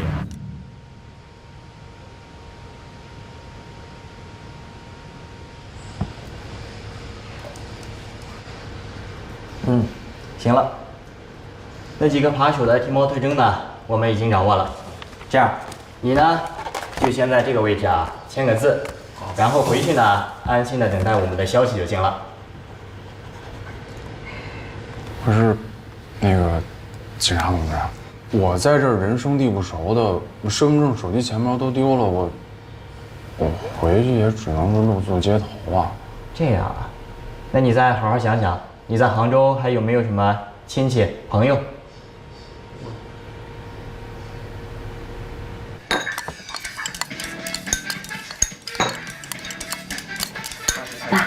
你那边事情怎么样了？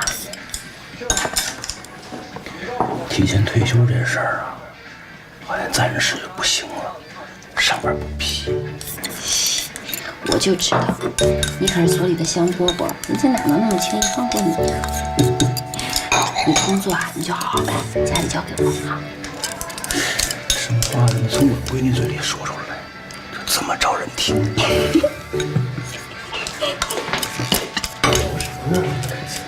夸咱爸是宝贝呢。啊，这。来，哎呦，酒，还说我儿子孝顺啊？嗯，就你儿子好。嘿嘿，可不怎么的。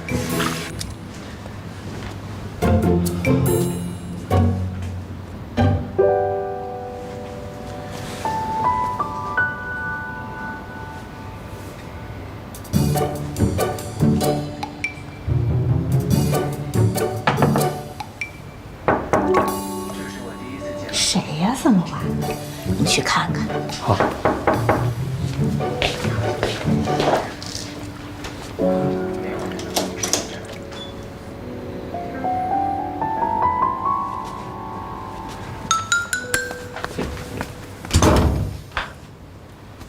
我妈的事我还没找你算账，你干嘛还敢来？我也不想来，可我实在是没办法了呀。我去看看。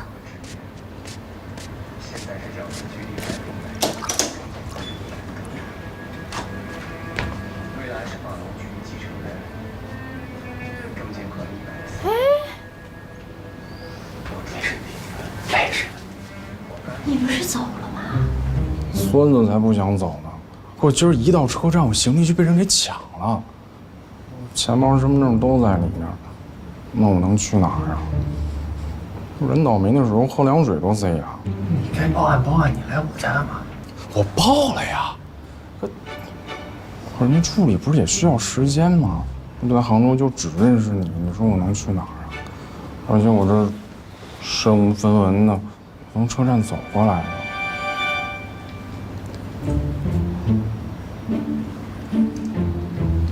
你等一下吧。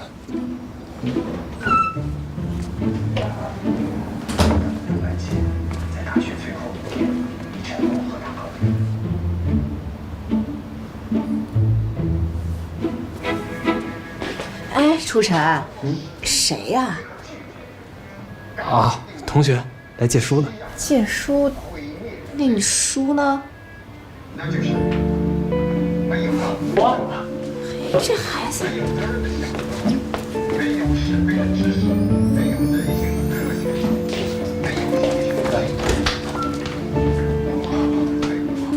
他怎么毛毛躁躁的？谁呀？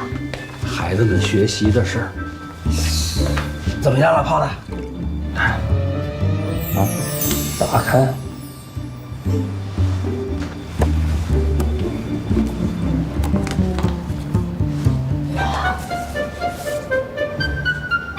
这还不够啊？不是我，不是来要钱的。再说我身份证也没了，我也住不了宾馆，买不了车票啊。大晚上的我能去哪儿啊？网吧。啊？网吧也要身份证。嗯。对哦。那。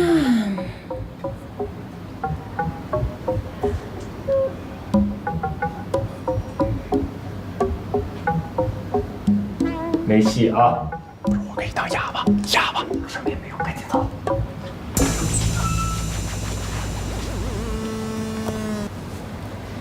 让他进来吧。妈那边。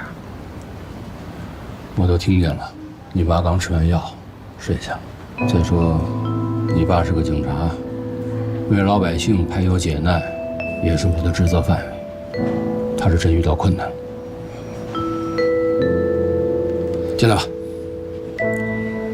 谢谢叔叔。孩子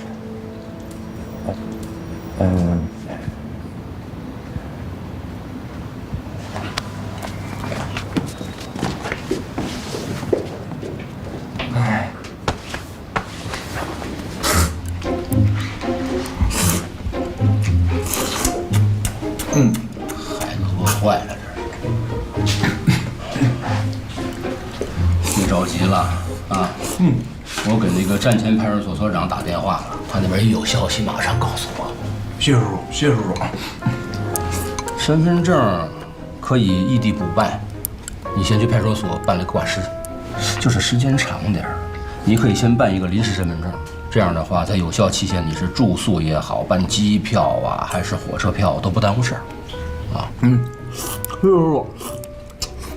对了，赶紧的给你那个手机运营商打电话，办一个电话卡的挂失，啊。另外，在手机绑的什么支付宝啊，什么这个微信啊、银行卡也赶紧办理挂失，回到你原住地再重新补领卡。好，谢叔叔。年轻人出门没经验呐，这也好，给你个教训。你说你的电话、身份证、钱包、银行卡，你不能放一起，你这一丢不全一锅端了吗？我就是没经验，下回一定记住。谢谢叔叔，谢谢叔叔。你除了会说谢谢叔叔之外，还会说什么呀？谢谢姐，谢谢叔叔，谢谢初晨，谢谢初晨。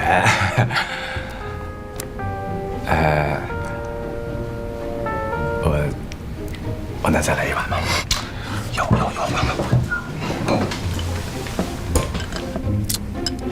你真能吃。我走了几十里的路了，前胸贴后背了吗？我都。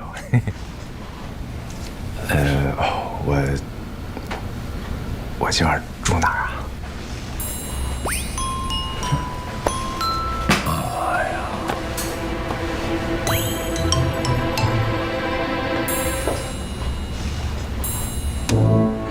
今天晚上啊，你就跟初晨凑合一晚上啊。就是初晨乐意，我就乐意，我怎么都行。大地铺啊，没事，你让我住那我就住那。谢谢叔叔，给，谢谢姐。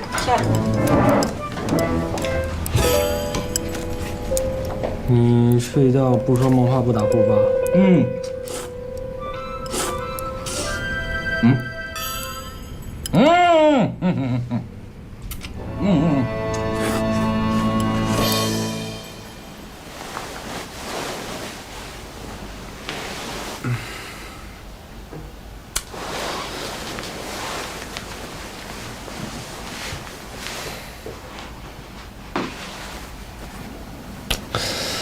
哎，你能不能别翻来覆去的？换枕头了，有点睡不着。明天我妈要是看见你，你就说是我同学，别乱说话啊！哎呀，知道了，我明天当哑巴。你只能睡今天一宿啊，明天搬出去。不是，那我还能睡哪儿啊？去我公司吧。哦。哎，那咱俩的合作，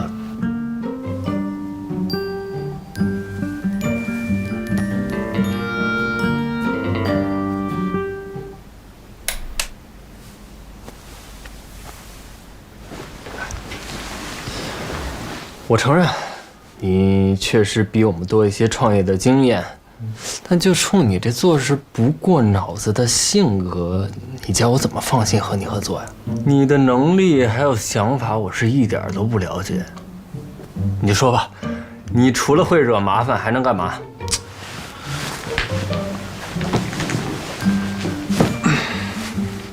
说实话，你团队没有我还真不行。胡说八道！听我说呀。哎，你们这个产品设计理念是不是冲着远程医疗去的？是。但是远程医疗这个概念本身它就是条死胡同。按照我的设想，你只有转型做健身，才会有更长远的发展。而我，就是可以帮你转型成功的人。最初做这个产品主要是为了我母亲的病。你说做健身这一点，我还真没想过。但是你也不能因为你没想过，你就把它给卖了吧？哎，如果你这么草草的把它给卖了，那你将来一定会像我一样后悔的。你这嘴里能不能有点好话呀？再说我后不后悔和你有什么关系啊？行，我说不动你。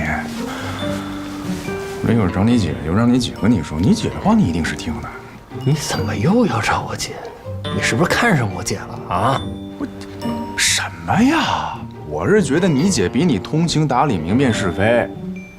哎，你说我当初来的时候啊，你要不是为了躲着我，你把你身上故事跟我说一说，我能那么鲁莽来你家跟你妈说那些话吗？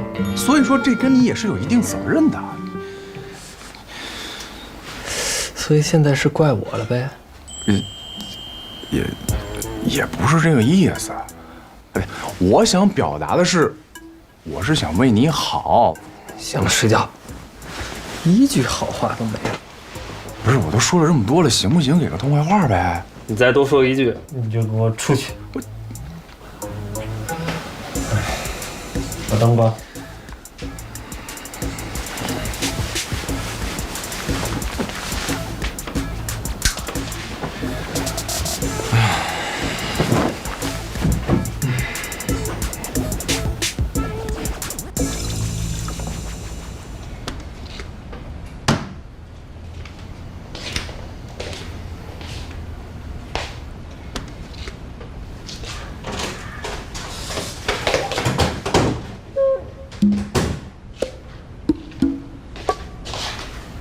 初晨啊，赶紧收拾收拾，洗洗手，吃饭了啊！你爸都准备好了，听到没有？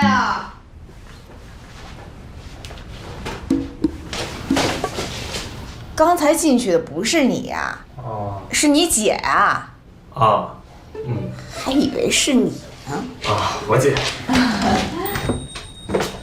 妈。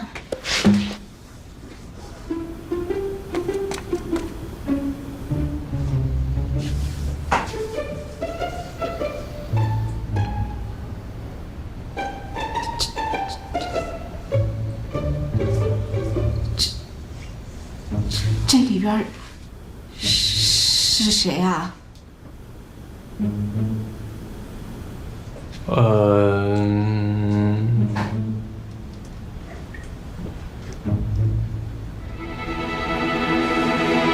昨天我不是来给同学借书嘛，然后太晚了，就没走，留下了。对，我们怕打扰你，等你睡了，我们才让他进来。对，我知道，孩子们怕把你吵着。你们两个补习都得到后半夜了吧？好像是。对他家还特别远。对，好像挺远的。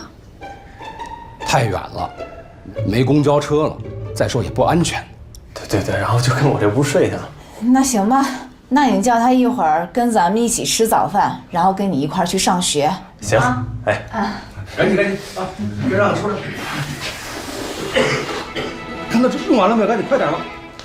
再来一只啊！哎，叫他出来啊！啊，行。这给我吓一跳啊！没事儿。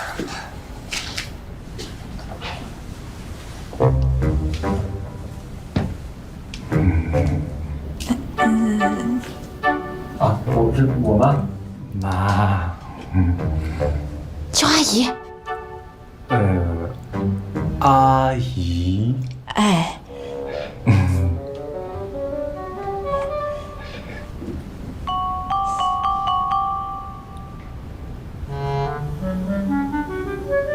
我认识你，你上次来过我们家。你说你是初晨的同学，你叫乐乐。一直乐着呢。你叫乐乐。我叫乐乐。那一会儿一起吃饭，啊？哎，快，赶紧洗漱，快吃，快。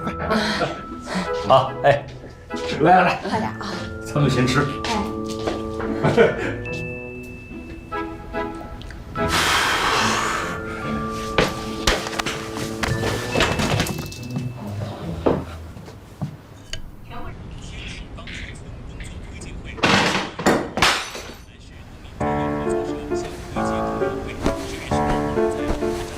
有点正事儿吗？不是故意的吗？算大人了，不知道稳当点。大学毕业了，还这么吊儿郎当的，你说你能有点正经事儿？我这不是给你介绍了一个好员工吗？这不就是正经事儿吗？我这叫编外 HR。你能有正经事？那个人我还没看到呢，也不知道什么样子。那个黎初瑶，这吓了我一身汗。哎，你妈不会再有事儿了吧？这别回头想起上次的事儿。她当时要是想不起来就没关系。说我以后再也不来你家。你妈太吓人了。怎么说话？你全家都吓人。洛叔，人家是客人，你别凶人家。你那有床没？一定要给他安排好了啊。没有。你赶紧办身份证，办完赶紧走。我别到时候跟你一样，马屎驴粪蛋表面光，别怪我到时候不客气了。那个，你别这样嘛。那个，你不看僧面看佛面，总得照顾一下嘛。你毕竟是儿子介绍的，错不了的。错不了。我看是人以类聚，物以群分，也不会是什么好东西。又吵吵什么呢？你儿子不是好东西，那你是什么呀？儿子，别听你爸的，咱自家开的公司，安排个工作不就小事一桩吗？明天啊，叫黎初瑶来上班。真的吗？真的呀。真的吗？真的吗？真的啊？啊？那我跟他说了啊啊！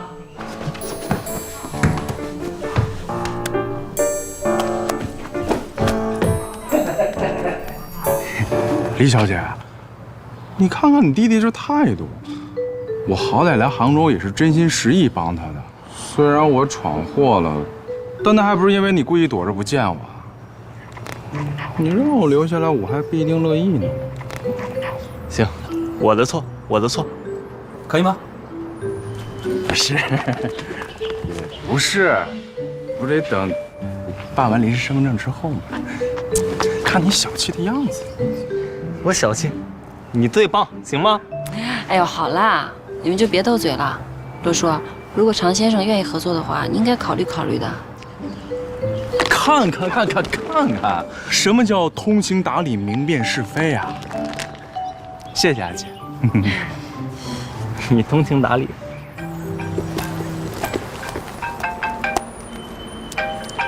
喂，喂，初瑶，我告你个好消息啊，工作的事情我已经跟我爸说好了。这么快啊？不用面试吗？不用，像你这么优秀的人才根本不需要。我爸还想让你早点来报道呢。那太好了，谢谢你啊。你就不要跟我客气了啊，咱俩谁跟谁呀？对了，那个晚上有时间吗？咱们庆祝一下。啊，把你弟还有林雨、秦宇一起叫上，我搞一个派对。啊，咱就这么说好了啊。晚上不见不散。今天怎么了？是韩子墨，他帮我在他爸公司找了一份工作。那不是好事吗？可我总觉得是走后门进去的，怪别扭的。你得先抓住机会，才有空间去施展本事。好事，就是。他说晚上有个聚会要庆祝一下，邀请你一起去。哎，我去。正好我最近诸事不顺啊，太需要好好热闹，喝点酒消消愁了。怎么哪儿都有你啊？问你了吗？常先生也一起去吧，他们都是我们以前同学，你也可以认识认识，交个朋友，以后也可以互相照顾照顾。对，你说的太对了。我这以前就是因为朋友圈太窄、太封闭了，正好去认识你们这些精英。你呢，乐叔？你说吧，这聚会是不是得喝酒啊？那我一旦喝多了，哎呀，太危险了。行，我去。我去。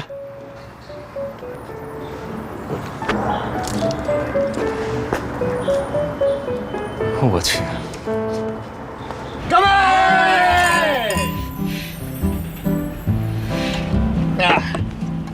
这叫不打不相识。原来是场误会，害得我们大家都替他担心呢。这个都怪我自反。不，都怪我糊涂，不应该怀疑洛叔。黎初阳，你这脑洞真的是大开啊！你说你脑补了多少洛叔诈骗的情节呀？行了，担心了半天，洛叔没事就好。哎，对了，洛叔，那你那个创业公司谁给你注入的资金啊？自己筹了一部分，大多数还是学校资助。可以啊。那咱们为了年轻有为的洛叔以及他创办的公司能越来越好，咱们再干一杯。哎，别，他才是主角啊！那个，对，为初瑶的归来干杯，好吧？干杯！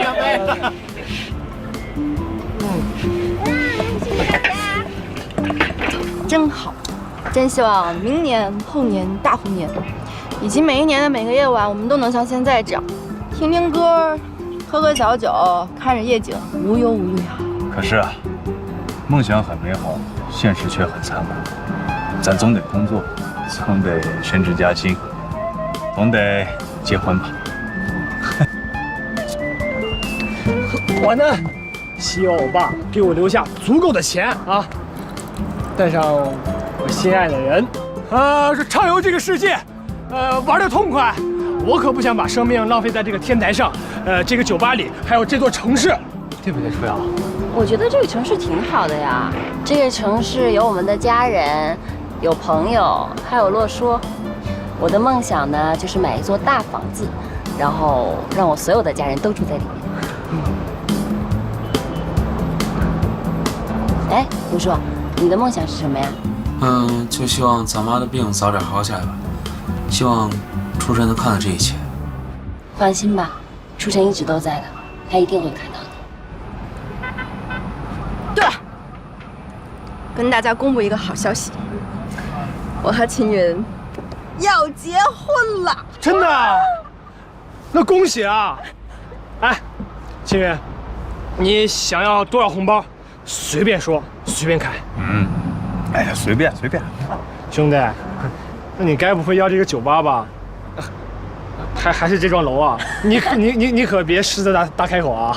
那个婚礼车场面的豪车你负责啊？怎么弄？就这样啊？咋了？太简单了吧！放心吧，包我身上了。来，好了吧？说了哈。有寄托，有深爱的人，有喜欢和落脚的城市，真好。不像我，到现在还是孤家寡人，可一活20多喽。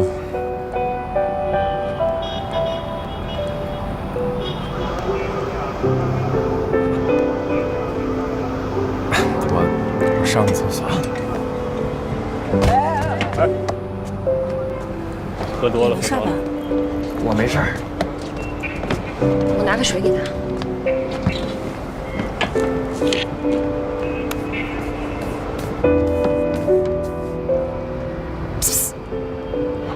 你和初瑶怎么样？进展如何？不，刚才也看到了，不接我茬啊。那你得抓紧啊！刚好趁他回来，你得加强攻势。就是啊，初瑶心事重，你就看洛叔这个事儿，知道什么是亲疏远近了吗？啊，他要心里有事儿，未必能第一个想到你。瞎说什么呢？那该怎么办呀？我有一个办法。哎，初瑶不是要去你爸公司上班了吗？刚好你就趁着这个机会，在公司跟他来一个公开大表白。公开？对啊，公开啊，显得你多么重视对初瑶的爱，他肯定会感动的。你确定啊？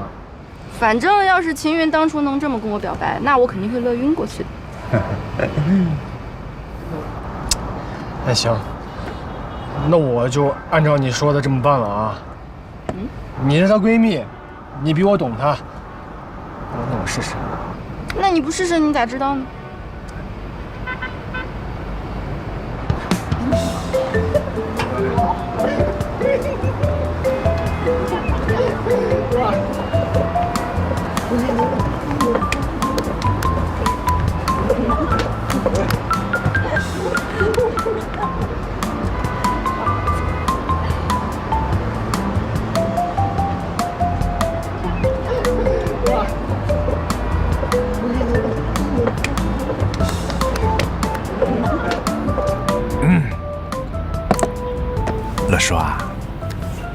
我觉得找一个心爱的人落脚挺有道理的。我之前就有这么一个算是初恋女朋友吧，我们俩是青梅竹马，两小无猜，从小那是一块儿长大的。可那时候我只是把她当妹妹，也就没太在意她对我的情感，还挺伤她的。然后她就离开了我当时的那座城市，现在想还挺后悔的。哎，你相不相信这种青梅竹马、两小无猜的感情？就是那种从小一起长大，但是随着这个时间的推移啊，这个感情是会发生那种微妙的变化。你知道我说的是什么吧？不知道。你能不那么虚伪吗？只是有的时候人不愿意面对吧。说的就是你姐，她也不能说是你姐，就初瑶。随着这时间的推移啊，你们俩这种感情是会发生微妙的变化的。你别瞎说。怎么叫瞎说呀？你不承认也没用，就你刚才那眼神，骗不了我。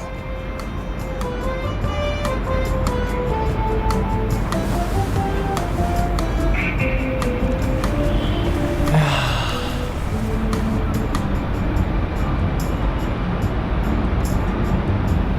姐，第一天上班紧张吗？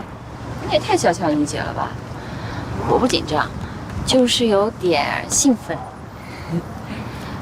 可是不知道韩子墨跟他爸怎么说的我可不想就在公司里做些杂活，传话啊、倒水啊什么的。是啊，你也太屈才了。我可是北大的高材生哎。不过我这次可以赚到钱了，就可以为你为咱们这个家分担一些了。怎么还有我呢？当然啦，等姐赚了钱，你就可以轻松一点，去做一些你自己喜欢做的事情。哟，突然对我这么好，你也不适应。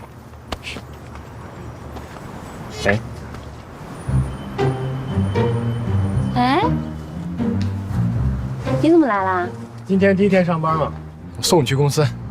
子墨，我说去上班又不是出去玩。再说了，那是你爸的公司，让人看见影响多不好啊。行，我知道你要靠自己的工作能力嘛。那这样，我送你到公司楼下，我不上去，行吧？啊，对了，叔，你去哪儿？一起送你。我不顺路，明白吗？那行。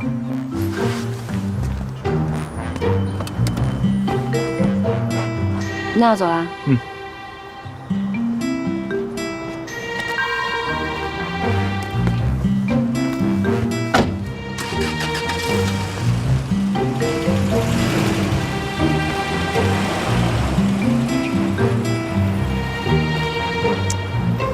第一天，走了。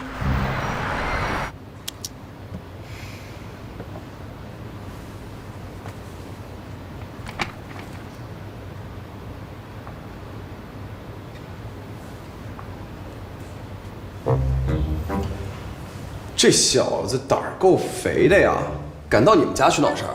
哎，他这2天住这儿，咱哥几个找个时间收拾他一下。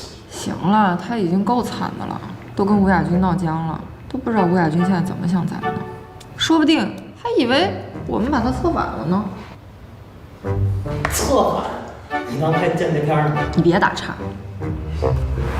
是啊，这个你先站着，要是觉得不合适的话，你就告诉我，我让我爸给你调。我才不会挑3拣4的呢，我一定会做好的。行，哎，公司要是有人欺负你，就告诉我，我帮你摆平。子墨，感谢你为我做的一切，但是我既然都选择这份工作了，我就一定会做好，也一定会处理好跟同事的关系。你就不要插手了，好吗？好。哎，我相信你的工作能力。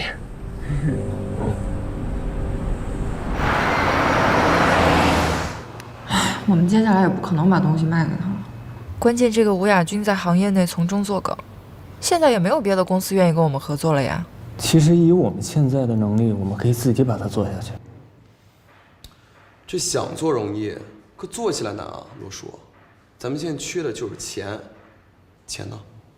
哎，大不了咱们自己跑跑，自己搞推销，从小做起嘛。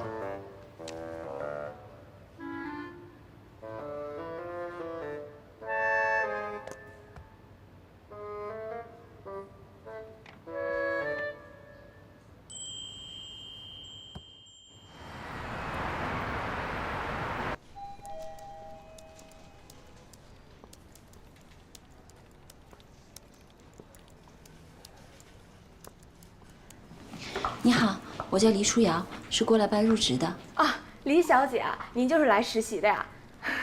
以后我们就是同事了，有什么不懂的一定要来找我。好，这边请。哎，好。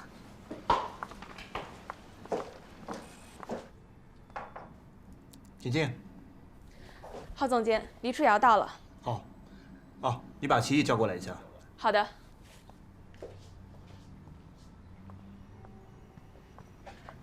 你好。你好，我是龙翔的人力总监郝晨。我是黎初瑶。请坐。怎么了？来了！什么来了？哎呀，就是那个走后门的，叫黎初瑶。来了。哎，你确定他是走后门的吗？他到底是什么关系啊？不知道，反正是韩总那边直接决定的。可韩总这人你也知道，六亲不认，灭绝师祖，不可能把亲信介绍进来啊。不管了，反正咱对人客气点没有问题，对吧？我觉得也是。哦，对了，郝晨喊你去办公室，赶紧去看看吧。你的简历我都看过了，非常出色，你绝对是我们龙翔需要的人才。公司给你安排的职务是总裁办的实习生。谢谢。郝总监，找我啊？对，介绍一下，这位是董事长助理齐毅。你好，齐毅姐。你好。如果你有什么问题，也可以直接问他。好。黎初瑶。走吧，我带你看看。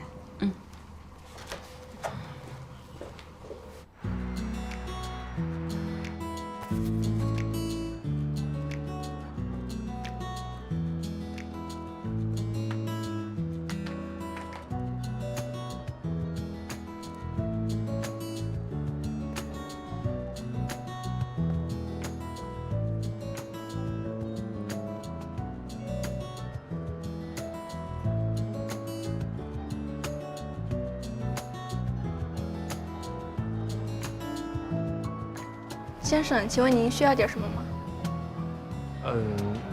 您这有不放鸡蛋的蛋糕吗？啊，没事儿，我要这个。好的，您稍等。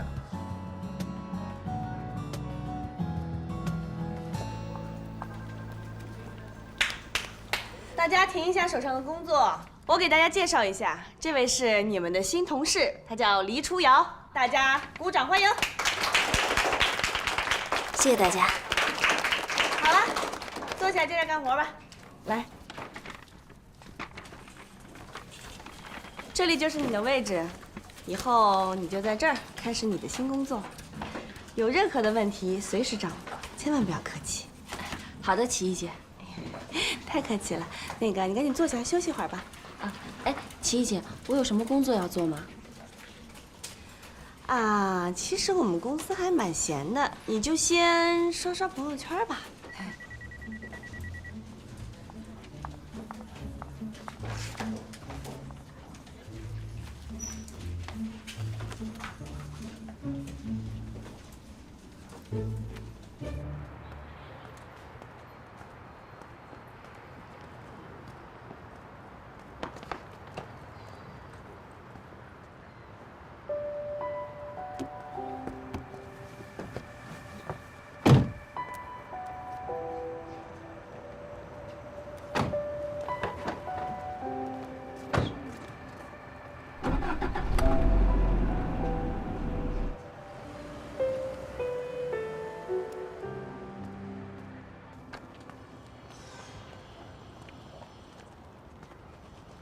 周晨回来了。对我呢？啊。刘叔，哎，骆叔叔您回来了。我不跟你说过吗？在我家附近喊我出差。瞧这脑子，我一着就给忘了。你什么时候回北京？我们俩这合作不是还没谈妥呢吗？我又没答应和你合作。你赖着不走也没用啊。嘿嘿，叔叔阿姨，那个初晨买蛋糕回来了。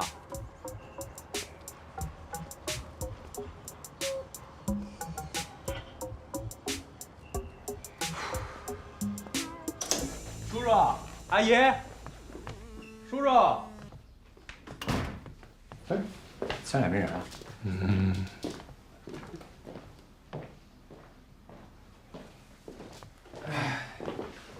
哎，说吧，你今天是干嘛来的？哇，我呢，就是让你看一看，我这几天在你公司到底做了些什么。来，这什么呀？我不是说你们公司要转型吗？这是我这些天的调研成果。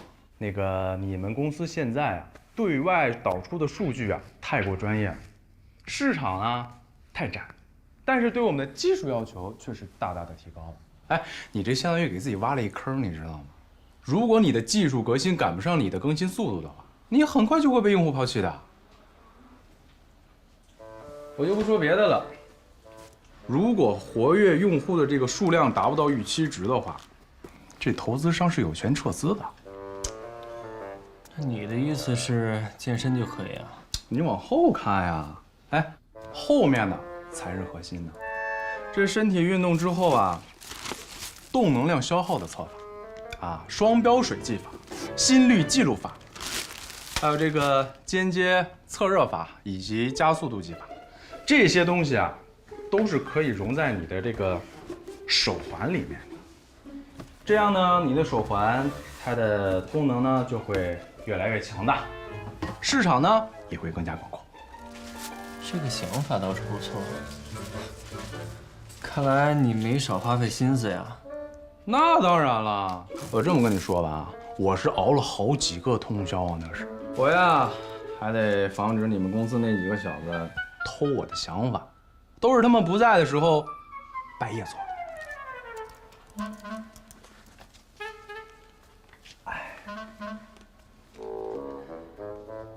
哎，要不要来口？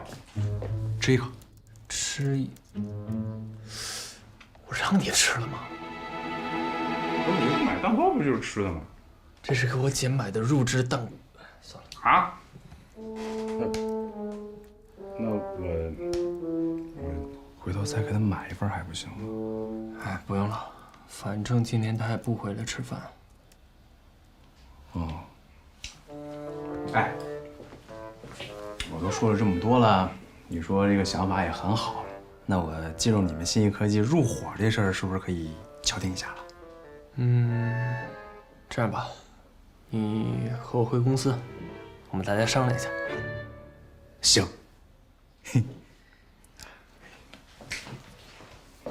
哎，你真不吃了？走。好。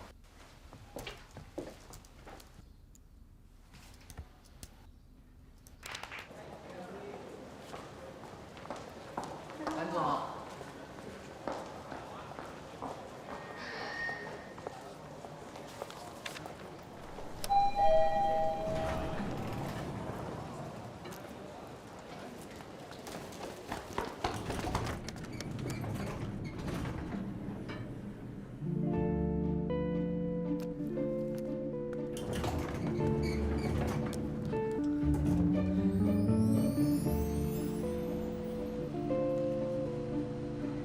你就是黎书瑶吧？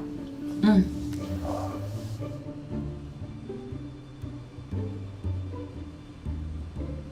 您是韩叔叔吧？这里是公司，不是咖啡厅，以后说话注意称谓，李小姐。哦，好的，韩总。你跟韩子墨是朋友，对吧？嗯。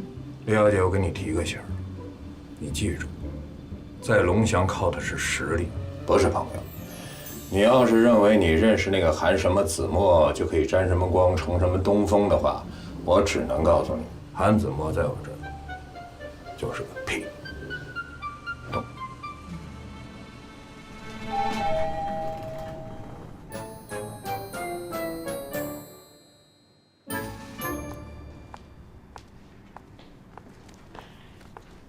韩总好。韩总好。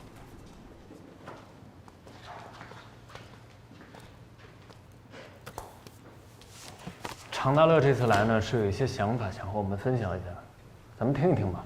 啊，凭什么听他的呀？上次要不是他搅局，这钱早就拿到了。你这叫鼠目寸光，知道吗？你骂谁呢？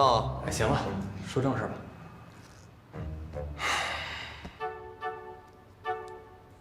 首先，我认为应该正确的理解用户需求，准确的转换产品功能，才能实现真正的产品价值。你们之前产品所导出的数据太过于专业，所以针对性用户只能是极少数的医疗人员，甚至是专业对口的医疗人员，这就导致了你们的用户范围大大的缩窄，但是对于技术的要求却大大的提高了。这相当于知道什么叫自己给自己挖一大坑吗？这些文件上都有名字，一份文件对应一位客户，一会儿进去我在前面发，你跟着我就行。好，记住，千万不要搞错顺序。高兴啊，王总，欢迎啊，欢迎啊！我们龙翔给你们每个人都准备了一份属于你们自己的答案，可以看一看啊，怎么跟我们具体合作。不好意思，不好意思啊，不好意思。如果你们的技术革新赶不上速度的话，那么你们很快就会被用户所抛弃，从而退出市场。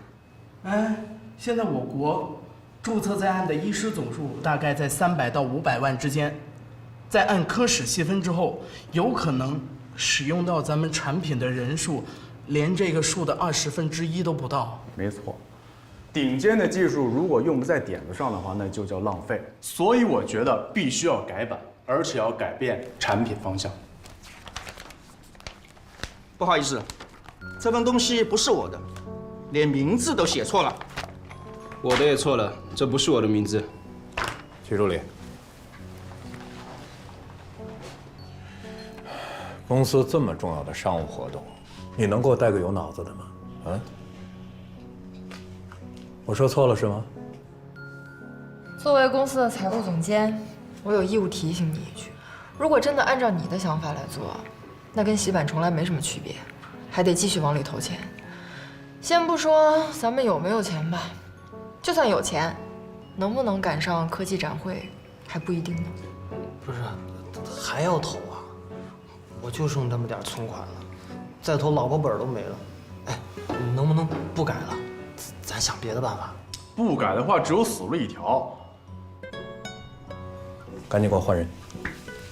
对不起，韩总，他是新来的实习生，还不是很熟悉工作。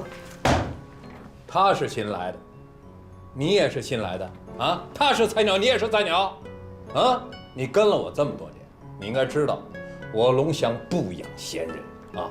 我不管是通过什么关系、什么途径到的这个公司，能干就干，不能干立刻走人。我马上处理。出去等我。你也可以出去。哎，不好意思啊，抱歉。如果你们不同意的话，那当我今天没有来过。海阔天空，我找一个不固步自封的团队很容易，但是到了那个时候，你们这个团队是否还会存在，那可就不好说了。你想怎么办？很简单，改健身。啊？数据显示，2015年4月到2016年3月，中国健身房最多的前10大城市中，有8个城市健身房增长超过50%。2015年，我国经常参与体育健身人口约4亿，体育产业规模投入约为1.35万亿。到2020年，上述2个指标有望达4.35亿和3万亿。没错。现在的成年人越来越注重自身健康和形体，并且逐步的会在网上下载健身 APP 或者健身视频来进行锻炼。想一想，这是多么大的一群消费群体啊！我们只需要改变产品方向和软件程序，用户量直接会翻好几倍的。这个呢，也是我这次叫他来的目的。我是觉得新义科技就这么卖了，实在太可惜了。但是这公司也不是我一个人的，我还是应该征求一下大家的意见。我表个态，我同意继续做下去。哎，我不同意啊！我同意。我也同意。我也同意。我同意。那行，既然大家都同意了，我们就欢迎常大乐先生加入新义科技。那以后请大家多多关照。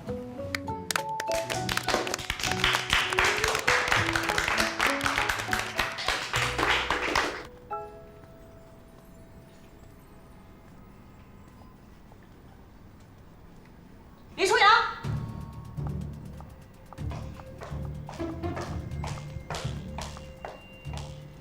你今天怎么回事？你是一个大学毕业生，你连这点事情都做不好吗？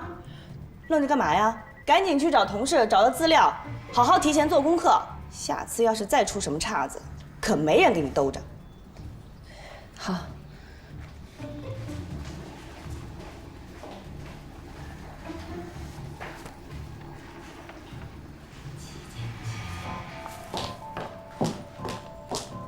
怎么了？姐姐，你怎么回事？我都跟你说过了，那个李初阳他不是什么善茬，万一这家伙关系……你以为我傻呀？我跟你说，刚才在会议室啊，就因为他，韩总发了好大一通火。虽然当时没有点他的名，但是我能肯定，绝对没有给他留面子。既然这样，我何必处处让着他呢？公司的风向阴晴不定的，跟着董事长肯定不会有错，对吧？姐姐，还是你脑子转得快。那必须的，跟姐学着点。哎呀，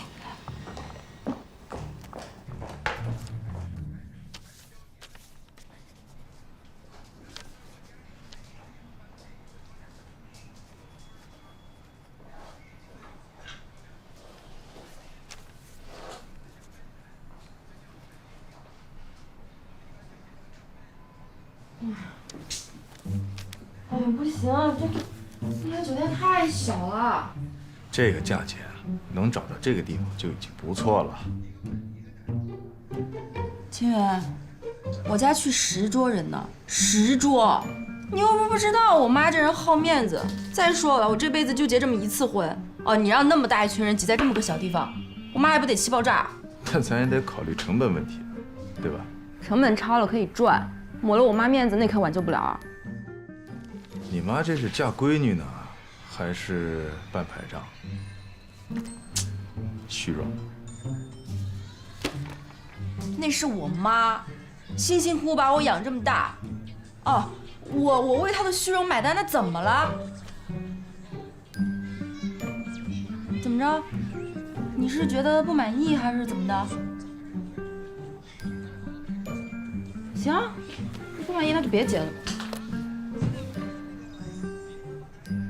爱结不结？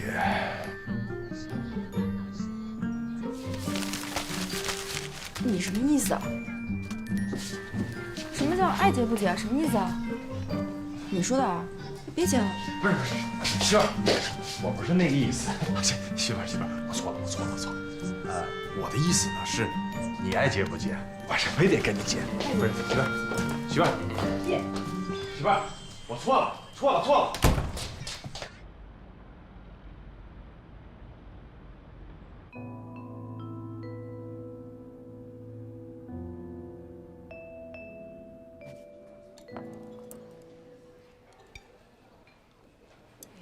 你少喝点吧，吃点东西。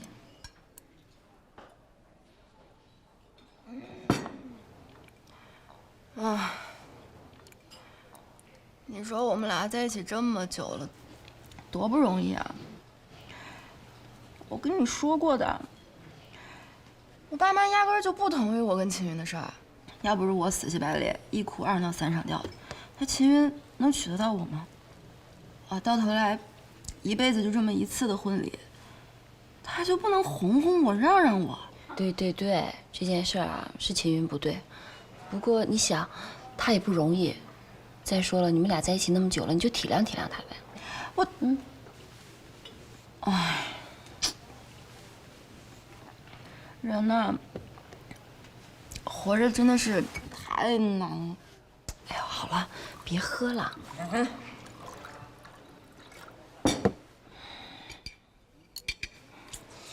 你说吧，你为结婚烦，我为工作烦，人都是有烦心事儿。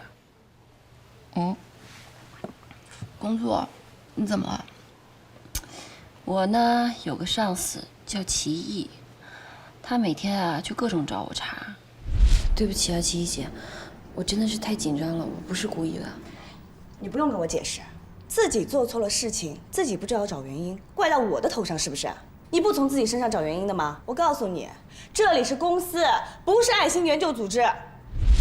今天下午又把我骂了一顿，听着有点不太对啊，他故意的吧？挺好的嘛，闹个屁呀！这样，媳妇儿，还生气呢？别生气了，我错了，我错了。你错了，反正你能耐。媳妇儿，结婚的事儿，你说怎么样就怎么样，我都听你的。自己说的，爱结不结，爱结不结，你说的，亲人。没有啊，我错了，错了，错了。我问你，几桌？10、15、20、50。好，好，好，50就50。哎呀！哟，行了，你赶紧把他带过去吧，他喝了不少酒了。好嘞，今儿谢谢你了，咱们回家吧，啊，老婆。50。哎，50，走，回家，咱回家再说，好不好？咱回家再说。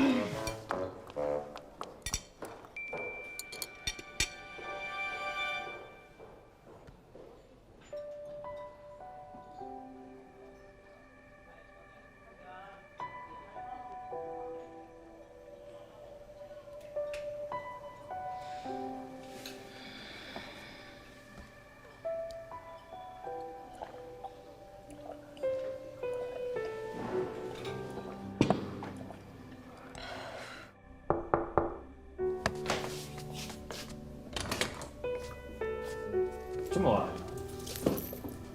喝酒吧？林宇心情不好，我就陪他喝了点。他心情不好，你喝什么酒啊？你也心情不好了？工作不顺利？你小屁孩，你懂什么呀？你姐我美丽机智，人见人爱的，怎么可能有什么不顺利的事儿？厚脸皮。这不叫厚脸皮，这叫自信，懂吗？行，自信。好了，本仙女要去睡美容觉了，就这样吧。你也赶紧睡吧。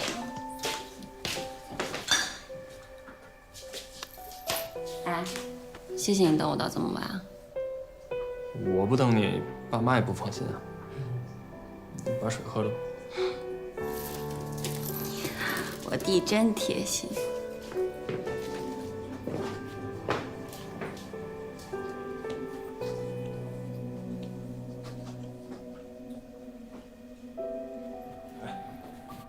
慢点，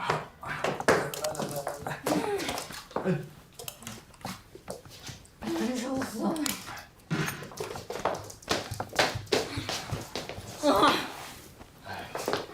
喝这么多酒干什么？哎，你没跟初瑶聊聊韩国呀？妈呀，差点忘了个大事了。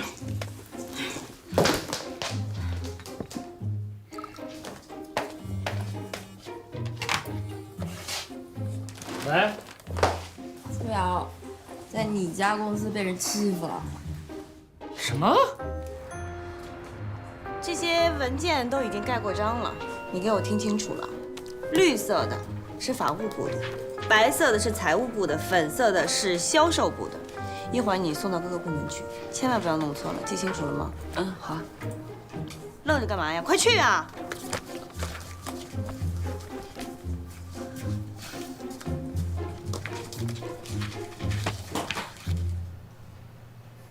3个月，咱们只有3个月，这是咱们完善产品阶段所有时间。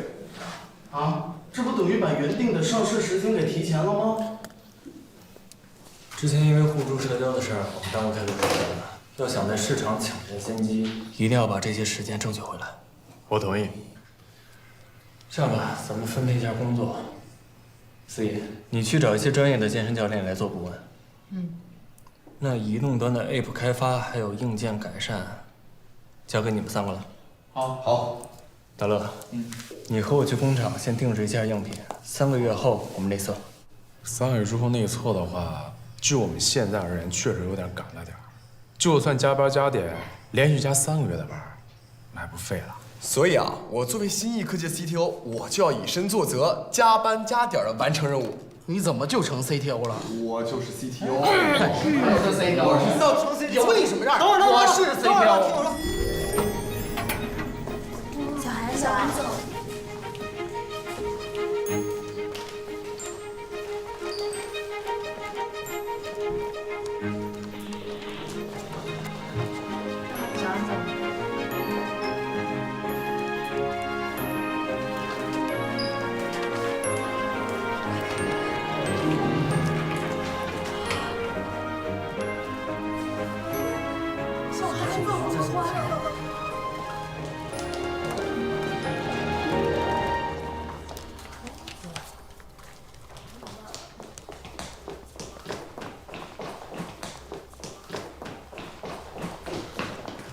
楚瑶，我喜欢你很久了，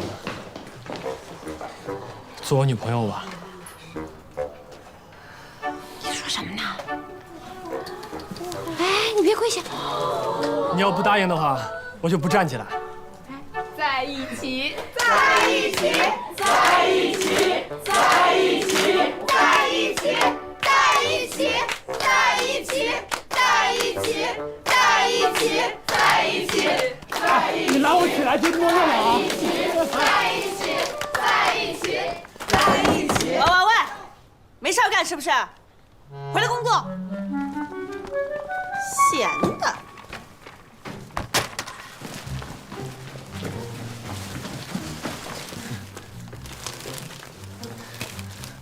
楚瑶，这个呢是我的全部家当，现在就归你保管了。当然。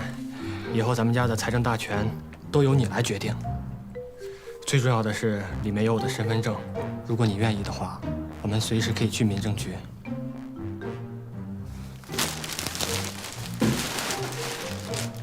你闹够了没有？楚瑶，你可千万别生气啊！韩子墨，你是不是脑子进水了？你知不知道这是哪？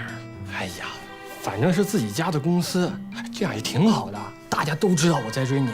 以后啊，就没有人敢欺负你了，啊！我的事你就别跟着我操心了，行吗？楚瑶，你看我都这样追你了，你说你是答应呢，还是答应呢？不答应。我生气了，你到底答应不答应？不答应。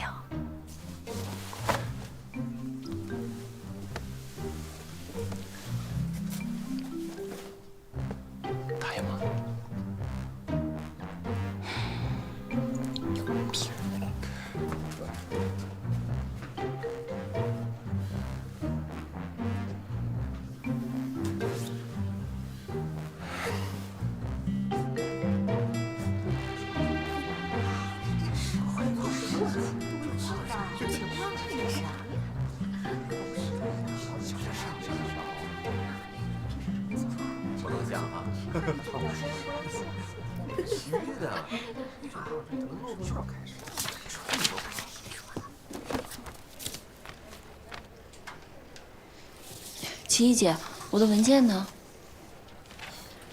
文件我已经让别人帮你去送走了。那我，小黎，你现在只需要老老实实的在位子上待着，有工作我会教你的。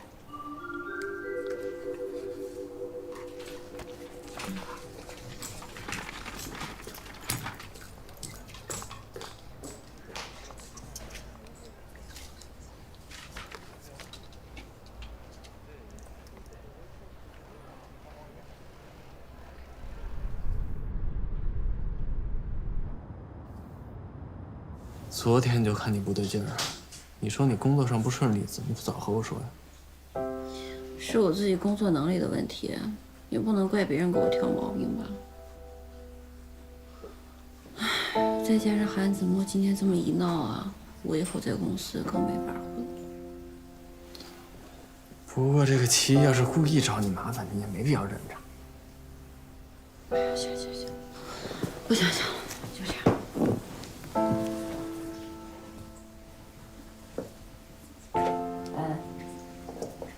今天这事儿不许告诉咱爸咱妈啊。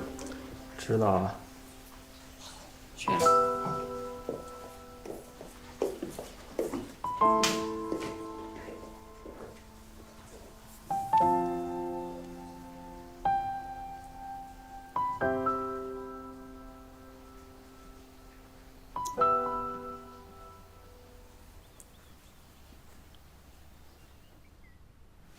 你怎么想着今天约我了？想和你聊聊我姐。怎么了？她该不会回家骂我了吧？那倒没有，主要是关于你们公司那个齐毅。看来你也知道这事儿了。按你来说说啊，如果这事搁到你身上，你气不气？这事你倒是痛快了。你想过我姐的感受吗？她以后在公司还怎么工作？别人会怎么看她？凡事处理的过于极端，都会过犹不及，适得其反。解铃还须系铃人。我觉得你应该出面再解决一下。没错，我也觉得不合适。那你有什么办法？你来说说。你只要让她明白，我姐对她造成不了任何威胁，给她足够的安全感，再换个态度，可能效果会更好。还有啊，不能让我姐知道，这样她压力会更大的。这我知道。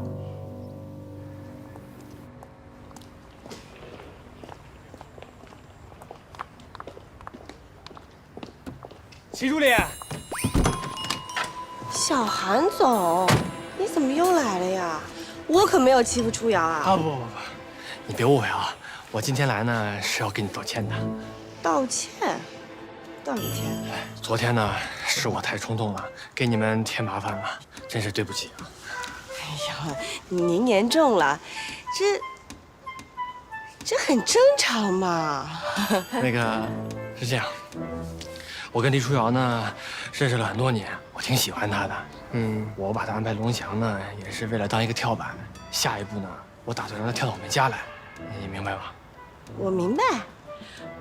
你放心，小韩总，我一定会好好照顾黎初瑶的。好，那就行。黎初瑶这个人呢，特别喜欢忙活，你该有什么工作你就给她安排。她要是做的有问题的话，你就多担待一点。我知道了，你放心吧。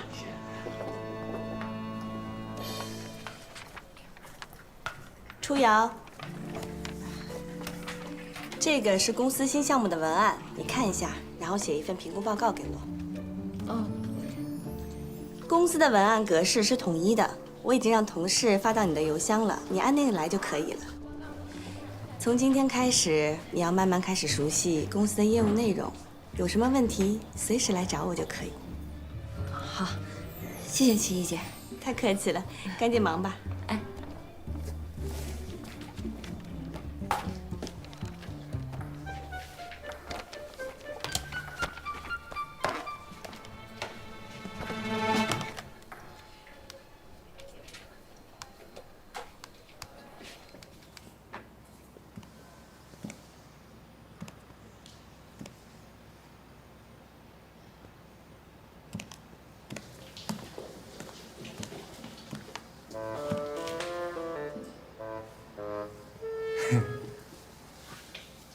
嘛呢？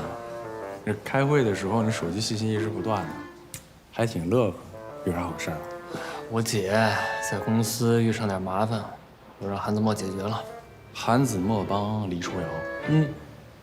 对，这上次聚会的时候啊，韩子墨对你姐那点小心思，明眼人一看就能看出来。可是我觉得吧，韩子墨那种没心没肺的生活方式，不适合你姐。哎，你可倒好啊，那当弟弟的不知道把关，还把你姐推给韩子墨了，你怎么想的？他怎么想，我也管不着啊。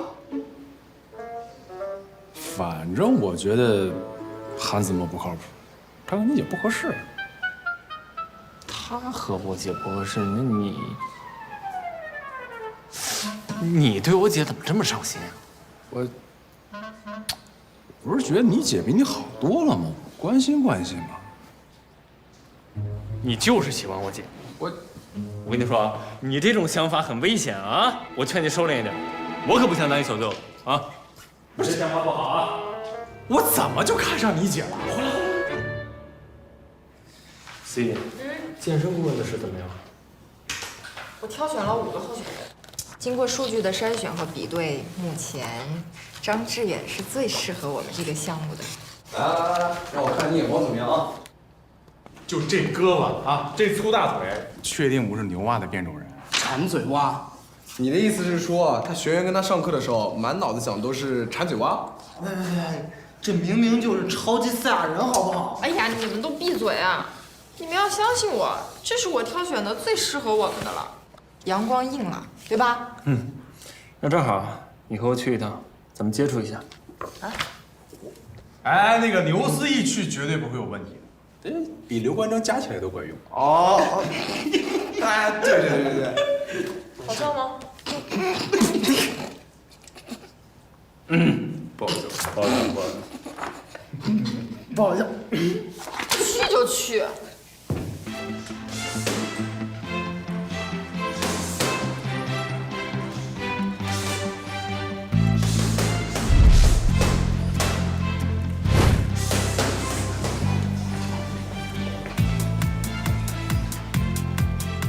你好，我想找一下张志远。您好，请问有预约吗？有的，新义科技的牛思义。2位请进，张教练在里面等着你们呢。好。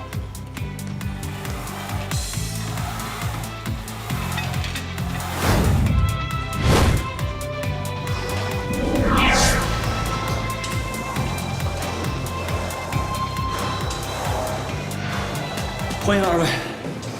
您是张志远张教练？对，我就是健身教练张志远。2位看到后面那道墙了吗？那个奖状是我在全国的一些比赛之中获得的。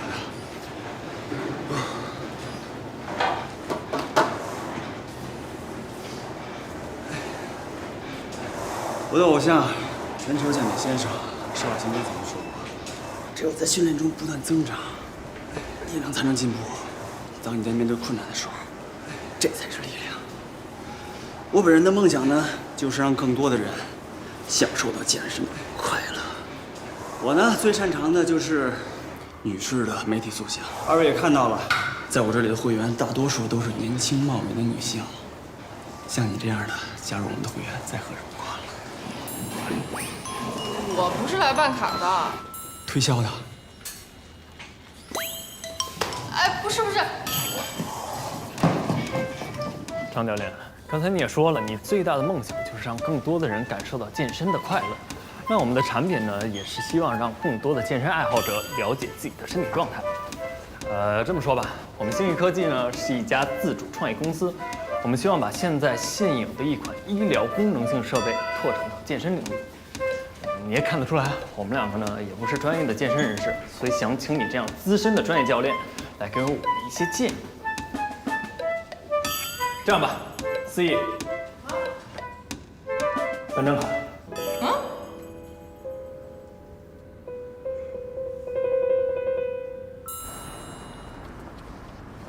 唉，产品没推销出去，害我办了1年健身卡，净乱花钱。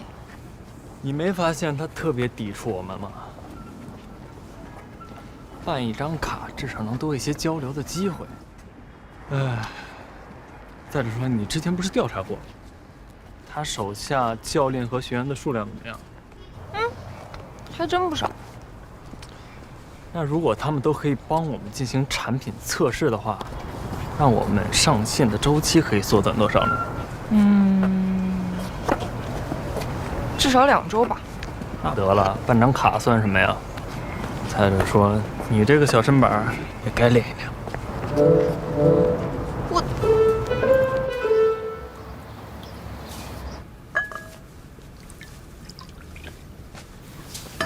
韩子墨，他昨天睡得晚，你让他多睡会儿吧。这都几点了？韩子墨，韩子墨，韩子墨！早醒了，大喊大叫的，照你这么喊，植物人都比你还醒。哎，儿子，你还真说对了，你老子连植物人都能喊醒，就是喊不醒你，成天跟梦游一样。是，我是在梦游。哎呀，我给你推荐的人不梦游不就行了吗？谁呀？黎初瑶啊。哎爸，初瑶工作是不是特别认真、特别努力、特别好？跟你一个德行。哎，黎初瑶到底怎么样嘛？工作态度还行，这个脑子啊有点问题。有你这么说人家的吗？人家那是老实，都跟你似的，老油条。行了行了，吃饭吧啊！吃饭都堵不住你们俩的嘴。哎呦，你干嘛？你还真打呀？我觉得你应该再使点劲儿，不疼。我看看，我看看。没事儿。吃饭。什么人呢？多给他盛点。好，谢谢。行了行了，这吃着饭呢，还老玩手机啊？快吃饭。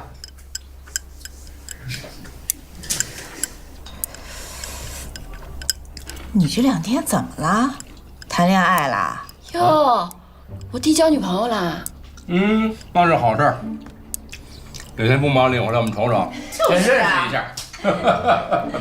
哪家的小姑娘啊？哎，你们想多了，没谈恋爱。玩了玩了，吃饭。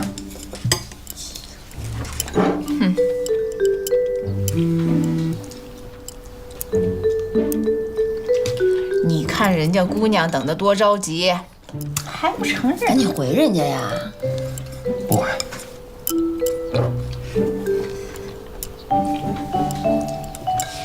我看看是哪家的小姑娘。你给他快！他谁呀？你俩什么情况？他最近总是给我发信息，能不能跟他说别发了？烦死了！你们怎么勾搭上的？是他勾搭我啊！哟，跟他说说。你也认识啊？哎，谁家的姑娘长什么样啊？你有没有照片啊？哪个学校的？你跟妈说说。男的。啊？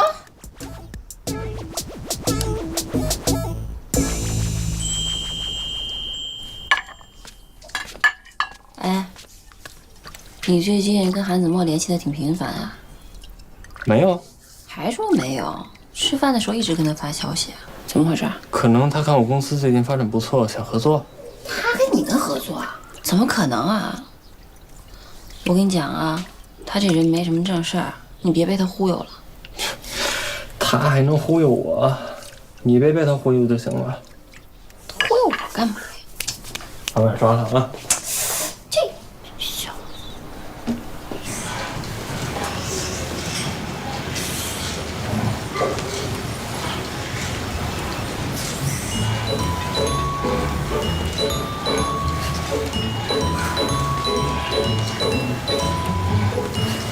我觉得你家这个手环还挺实用的。现在这一款呢，主要是用于心率监测。如果想拓展到健身领域，还有很多方面都需要去改进。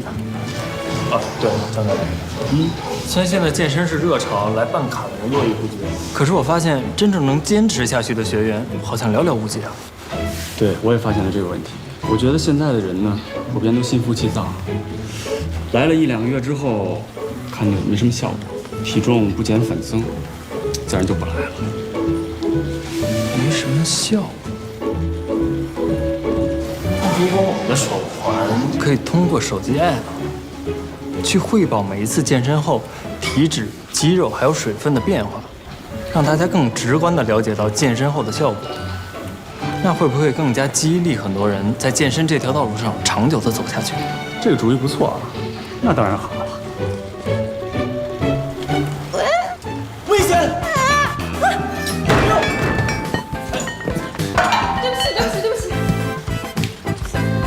你没事吧？慢点啊。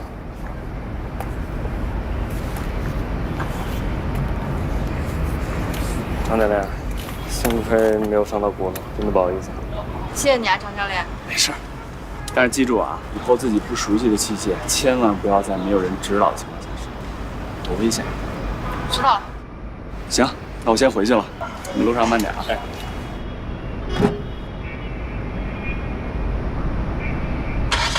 见啊。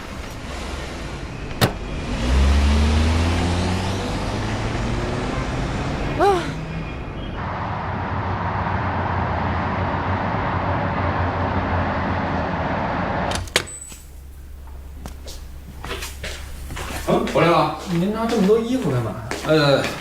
所里边组织干警家属上山里的民宿住2天去，也算是对老同志的一种福利待遇吧。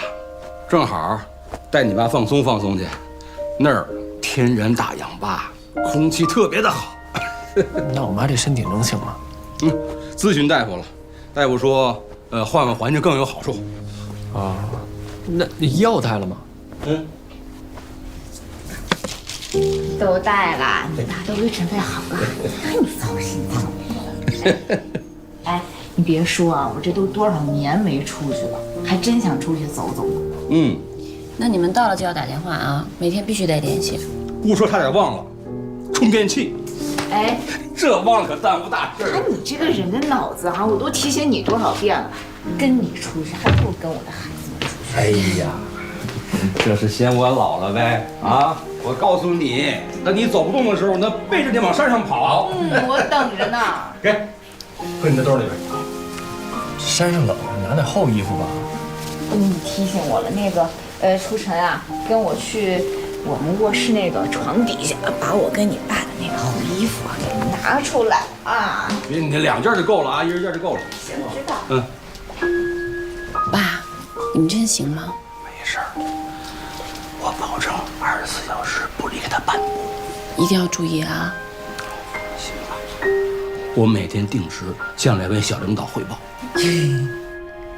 老警察。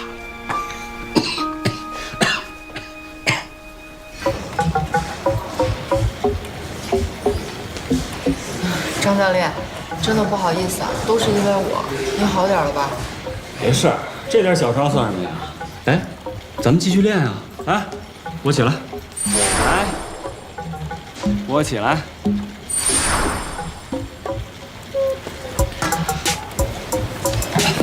你慢点。你得相信我，人的潜力是无限的。不行，我得去找他。有，来，请吗？没人拦着你。不就有几块臭奖牌吗？回头我也上网买一档。对。哎，你当初骂我那架势哪去了？我要不是看他救了我一命，我早就骂死他了。哎，这样啊，下回我陪你一块儿去，你看他哪儿不顺眼，我帮你叫你。就你那小身板儿，还能指望你呢？我怎么了我？四爷，我陪你去。我不去。四爷，你至于吗？生这么大气。我也就是过过嘴瘾，为了工作我都忍了。你还忍呢？每次去都板着张脸，能不能控制控制？我控制不了，我对他那种厌恶是种生理反应。生理反应？你去把它弹下来，不就不用去健身房？啊？那能不能换个人对接呀？我看着他好难受。这人可是你找的啊？你去，你刚说了你要去。我后来觉得吧，这张教练他有点肉麻，他不太适合我。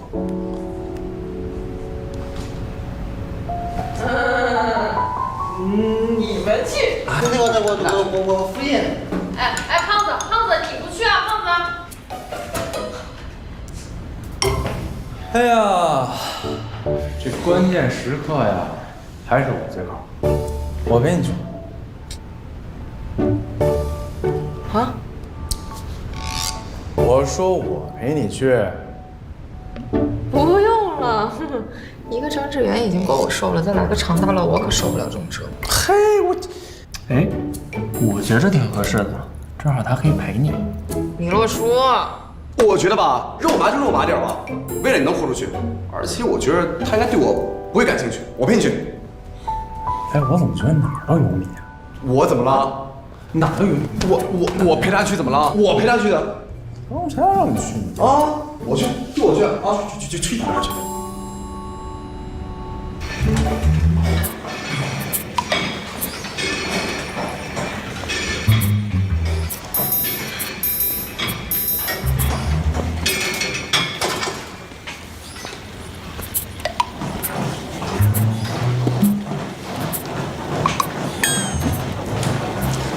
我决定了，我要速战速决，尽早从张志远的泥沼中解脱出来。你想怎么解脱？你这个不会是要使用美人计吧？啊，对，把肚子贴住。哎，对，坐呀又偷懒。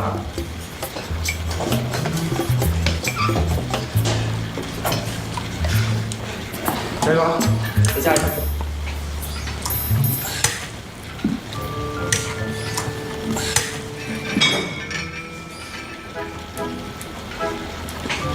感觉你今天不太一样啊。是吗？对啊。你今天有空吗？要不去我们公司熟悉熟悉？啊，我还有2个学员，要不你先坐那等我一会儿。好。等你用啊。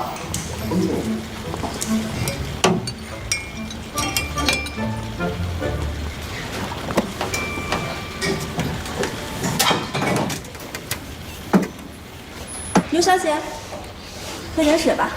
谢谢。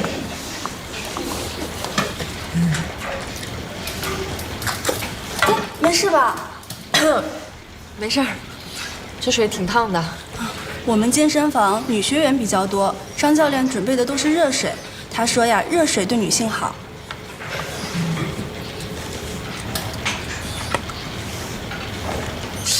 哎，你们张教练平时都被这么多女学员包围吗？我们张教练确实很有魅力，要不然也不会有那么多学员报名。但是他这个人呀，一门心思都在健身上。可能旁观者看来某些动作不太雅观，可从健身方面来看，只是为了追求更规范的动作而已。我们张教练心思很单纯的，他特别一根筋。我看出来了，没事儿秀秀肌肉，也不分场合，挺自恋的。他那不是自恋，只是自信而已。自信？我们张教练跟我们讲过，他小的时候呀特别瘦小，就总受人欺负，他一直挺自卑的。后来看了施瓦辛格的电影，就发愤图强，要变得强大。他展现肌肉也不是为了炫，而是希望大家能真的意识到健康美的意义，让自己变得健康强大起来。他觉得呀，他必须要表现出一个自信的榜样，才能让更多的人摆脱那种自卑感。不行，就坚持一下嘛。怎么呀？你这怎么了？我也不知道。让一下，让一下，来我看看。这，抽筋了，这是。来，腿没弯着啊，伸直啊，不是疼，哎！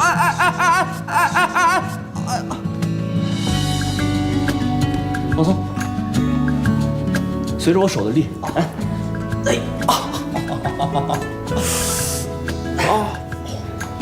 怎么样？好点了吗？好像好点了。我再起来吧，是不是好了？来，没事儿，在原地多活动活动就好了。原地啊？还不快谢人家张教练？谢人家。谢谢张教练。应该的。没事，大家都散了，没事啊，继续练。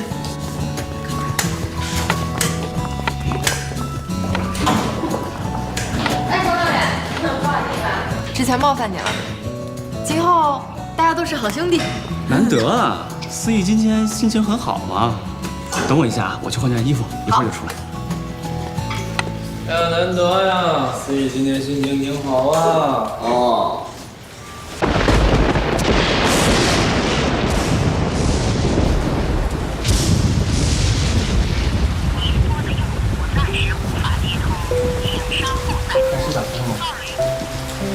你说这电话也不接的，微信也不回，怎么办呀？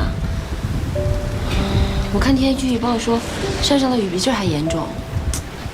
一旦有什么泥石流、山体滑坡，哎呦，这个怎么办啊？你先别想那么多了，有咱爸在，出不了什么大事儿。你先冷静一下，坐一会儿。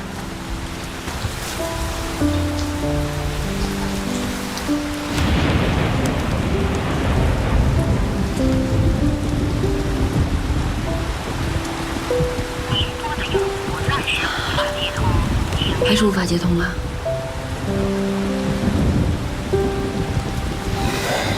现在天气这么差，山里面没有信号也很正常。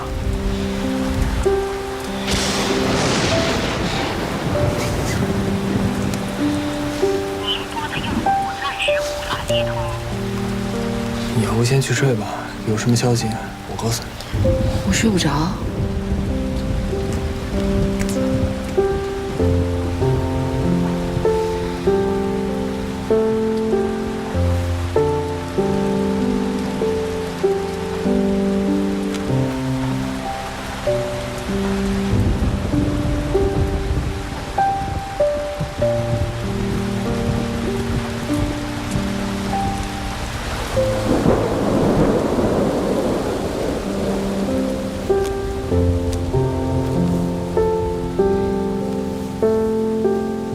估计爸妈现在也联系不到我们，等他们有信号，他们一定会第一时间给我们打电话的。我们再等一等。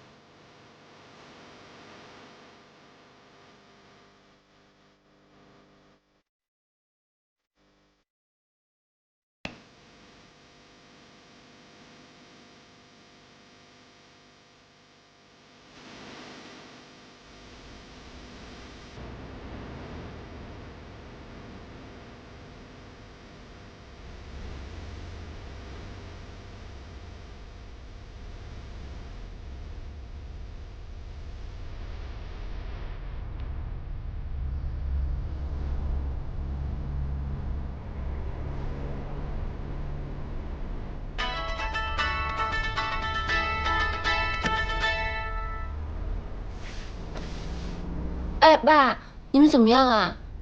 啊，挺好的。就是昨天啊，他这边雨下的特别大，他电断了。完了，这个电话没电了，这不今天早上都来电了，刚充上。啊，告诉你们一声，别着急了啊，挺好的啊。那妈呢？啊，在。初晨，初晨啊，那什么，好着呢啊！告诉你姐啊，不用担心。我跟你爸爸还得玩2天再回去呢。这儿可好了，那空气都可清新了。有时间啊，你们也得过来玩啊。行，那你们多穿点衣服啊。行了，不说了，你们赶紧再睡会儿吧啊，还早着呢。挂了。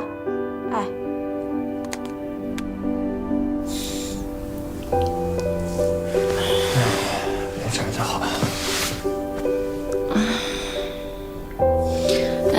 你晚上没睡啊？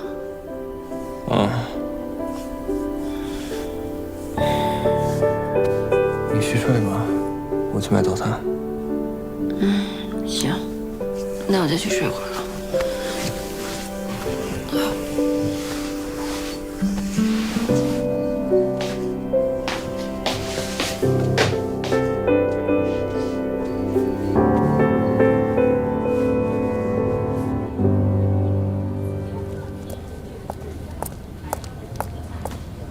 好，您的菜请慢用。吃，随便吃，今儿我请。你今天怎么想起来请我吃饭？什么叫今天？就吃个饭嘛，就聊会儿。啊？醋意这么浓，应该吃饺子呀。错？什么错？你是不是吃那个张志远的醋？逗我吃哪门子醋啊？行，那我就放心了。正好呢，我觉得这个牛思义和张志远还挺般配，我去撮合撮合。你敢？不是你信不信我跟你拼命啊？你看，还说没吃醋。思义可是个好姑娘，你可得抓紧了。当然知道了，可我就不知道该怎么接近她。追姑娘这种事我也帮不了你。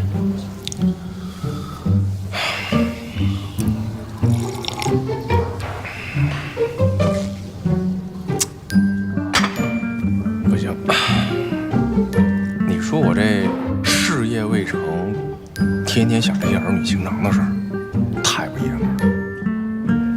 不想了，这点我同意你。男人嘛，应该以事业。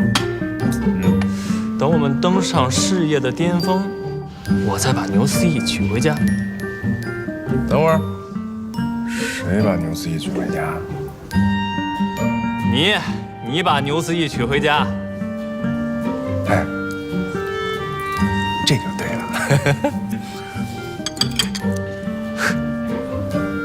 哎，你说韩子墨要是把黎初瑶给追求上了，你这当弟弟的，你吃不吃醋啊？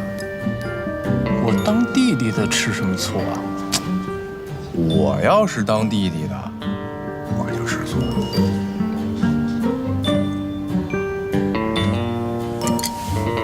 当弟弟吃醋？行了，别想了，吃菜。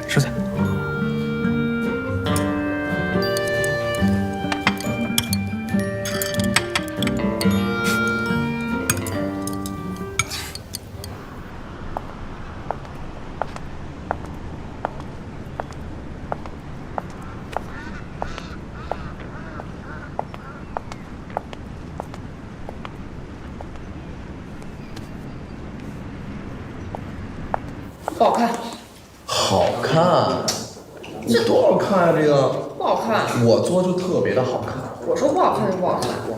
哪儿不好看了？你就说嘛。哎，你看看人家做的。我做是新力科技吧？是啊，您有什么事吗？李洛书是你们这儿的吧？是啊，他还没来呢。你要不在旁边坐会儿？我听说你们公司最近挺抢手的。对啊李洛书应该是你们大老板吧？他占多少股份啊？哟，您是投资人吧？来，戴帽来，来，请坐，来。我不做，我很忙的。我呢，只是想了解一下你们公司的情况。情况，情况我来跟您说。咱们现在这个产品啊，它马上就要面世了，它现在好得很，而且现在市场估值啊特别的高，一大堆投资人等着投资呢。那您要是有想法，就得抓紧时间了。洛叔，你正好来了，这个有投资人。某某。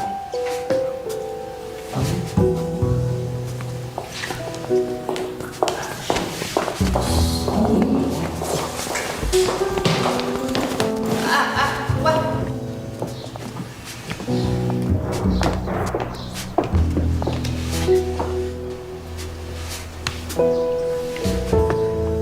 您想要多少？不多，10万。好，我尽快打给您。还有啊，您下次有事提前给我打个电话，别直接就来公司。行啊，只要给钱，什么事儿都好说。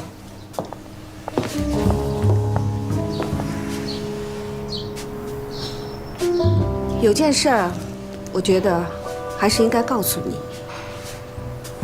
什么事？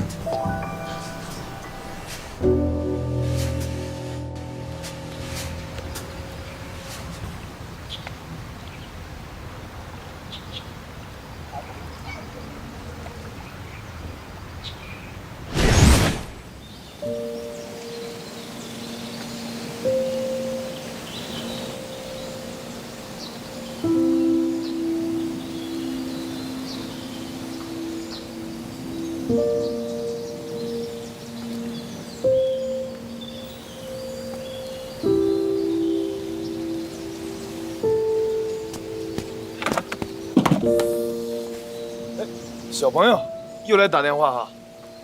那哥哥问你，你来这儿打了这么多的电话，一次都没打通过，你到底是跟谁打的呀？没谁，一个不认识的。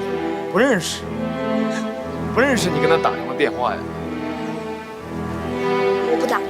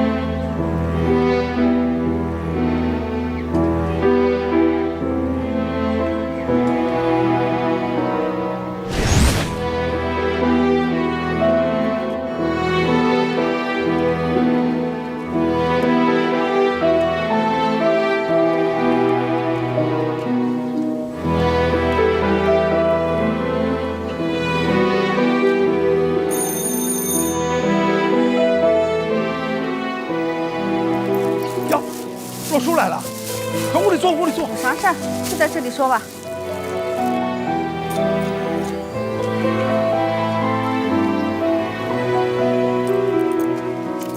哼，就300。今天考试，没时间打。要钱的时候有时间，还钱的时候就没了。明天考试结束，我一定打工把学费还你。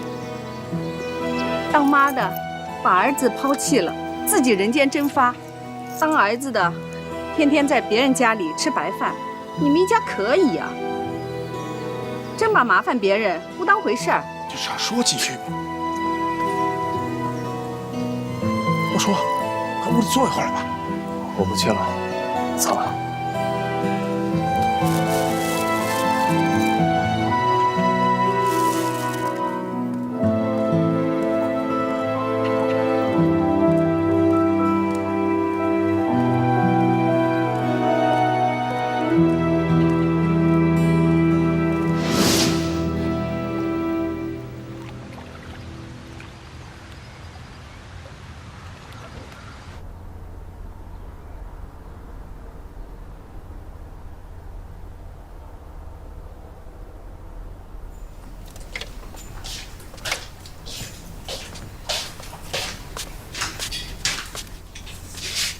怎么了？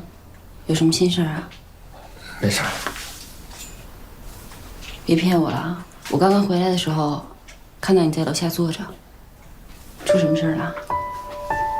可能最近工作太累了。你要是真有什么事儿，你就跟姐说，我一定帮你。嗯。放心吧，早点睡吧。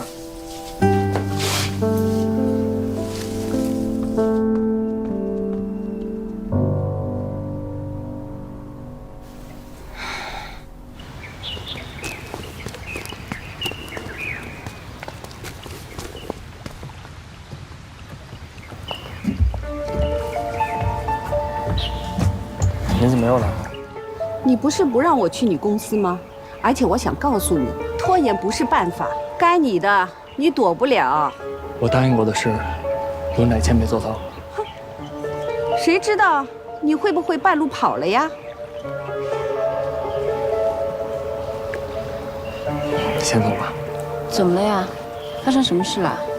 没事，你先上班吧。我还没弄明白这怎么回事呢。这谁呀？你别管了。什么叫我别管了？我是你。我自己的事我自己会处理。那走走。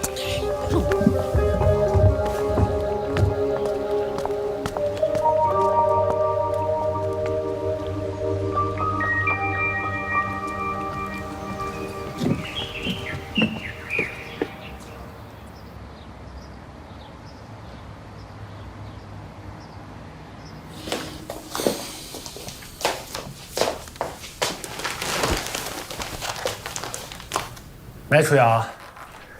这样，明天周末，咱俩一块出去玩呗。最近工作有点累，就不去了吧。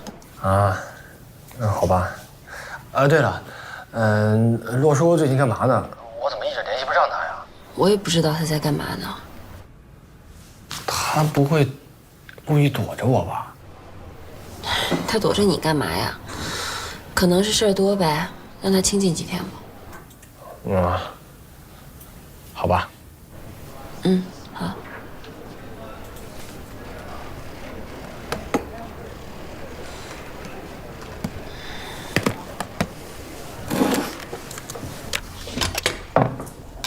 我回来啦。回来了。赶紧给你弟弟打个电话，问问他什么时候回来。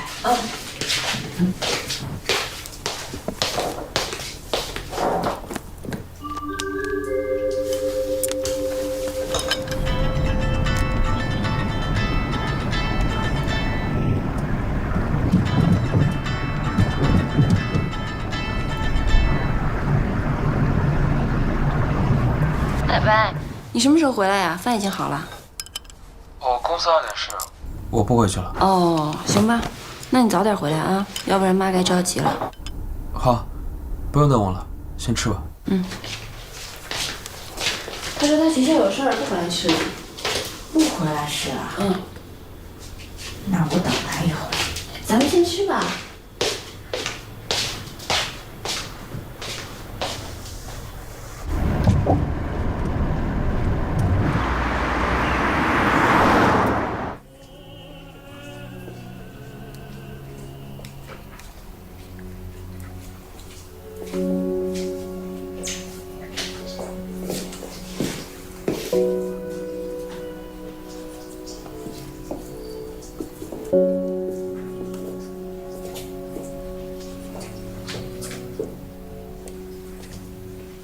In 1428, Masaccio painted scenes from the life of St. Peter for the Brancacci Chapel at Santa Maria del Carmine.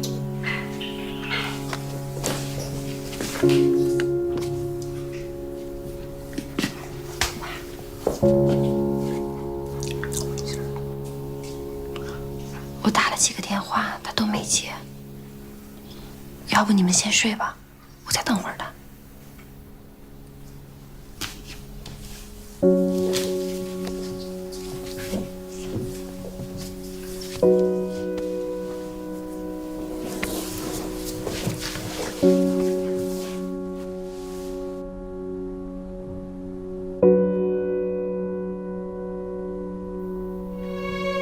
楚晨，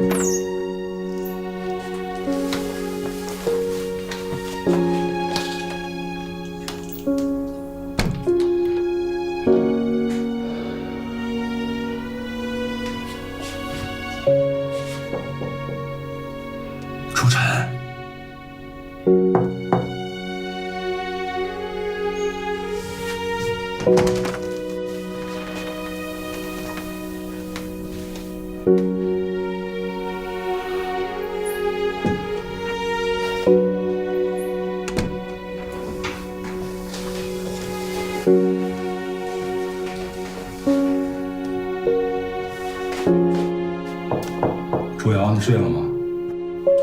楚瑶，怎么了，爸？这么晚了，他怎么还没回来？我也不知道啊，我刚刚给他打了几个电话，他都没接。不行，我得找找他去。哎妈，别去了，他都这么大人了，出不了什么事儿。这一会儿妈要是醒了，事儿就更大了。这孩子，你快回去吧，没事儿。快回去睡吧。行了啊，我再给他打电话。好。嗯。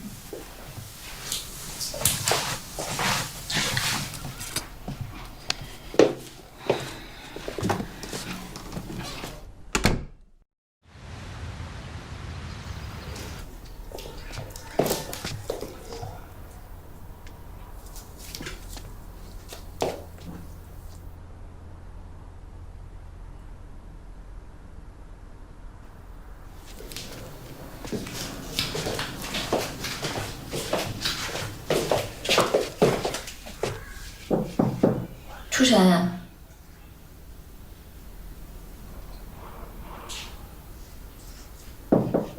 初晨，你在吗？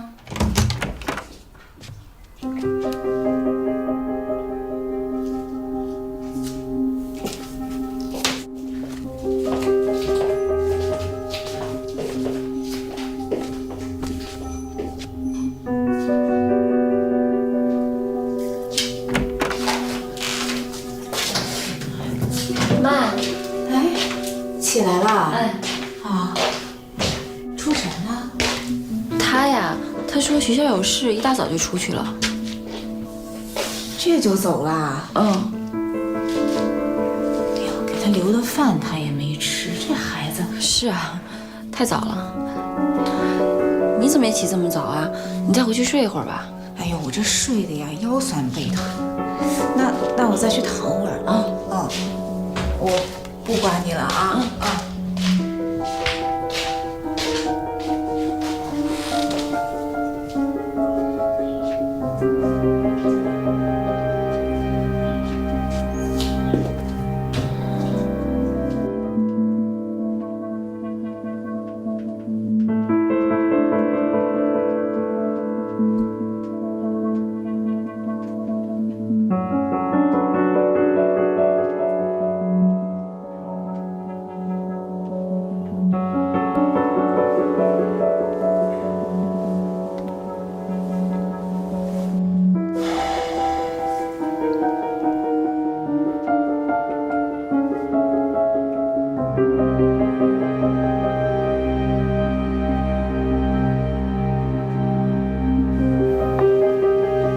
这2天都没来过公司吗？可不是嘛，连人影都没见着，打电话也没人接。那你们知道他能去哪儿吗？或者这几天谁来找过他？姐，你是知道的，他跟我们所有人定的规矩，再急的事也只能打电话，不能去你们家上门找。哎，对了，姐，前2天洛叔的一个伯母来找过他，还问他是不是公司的大股东。对，伯母。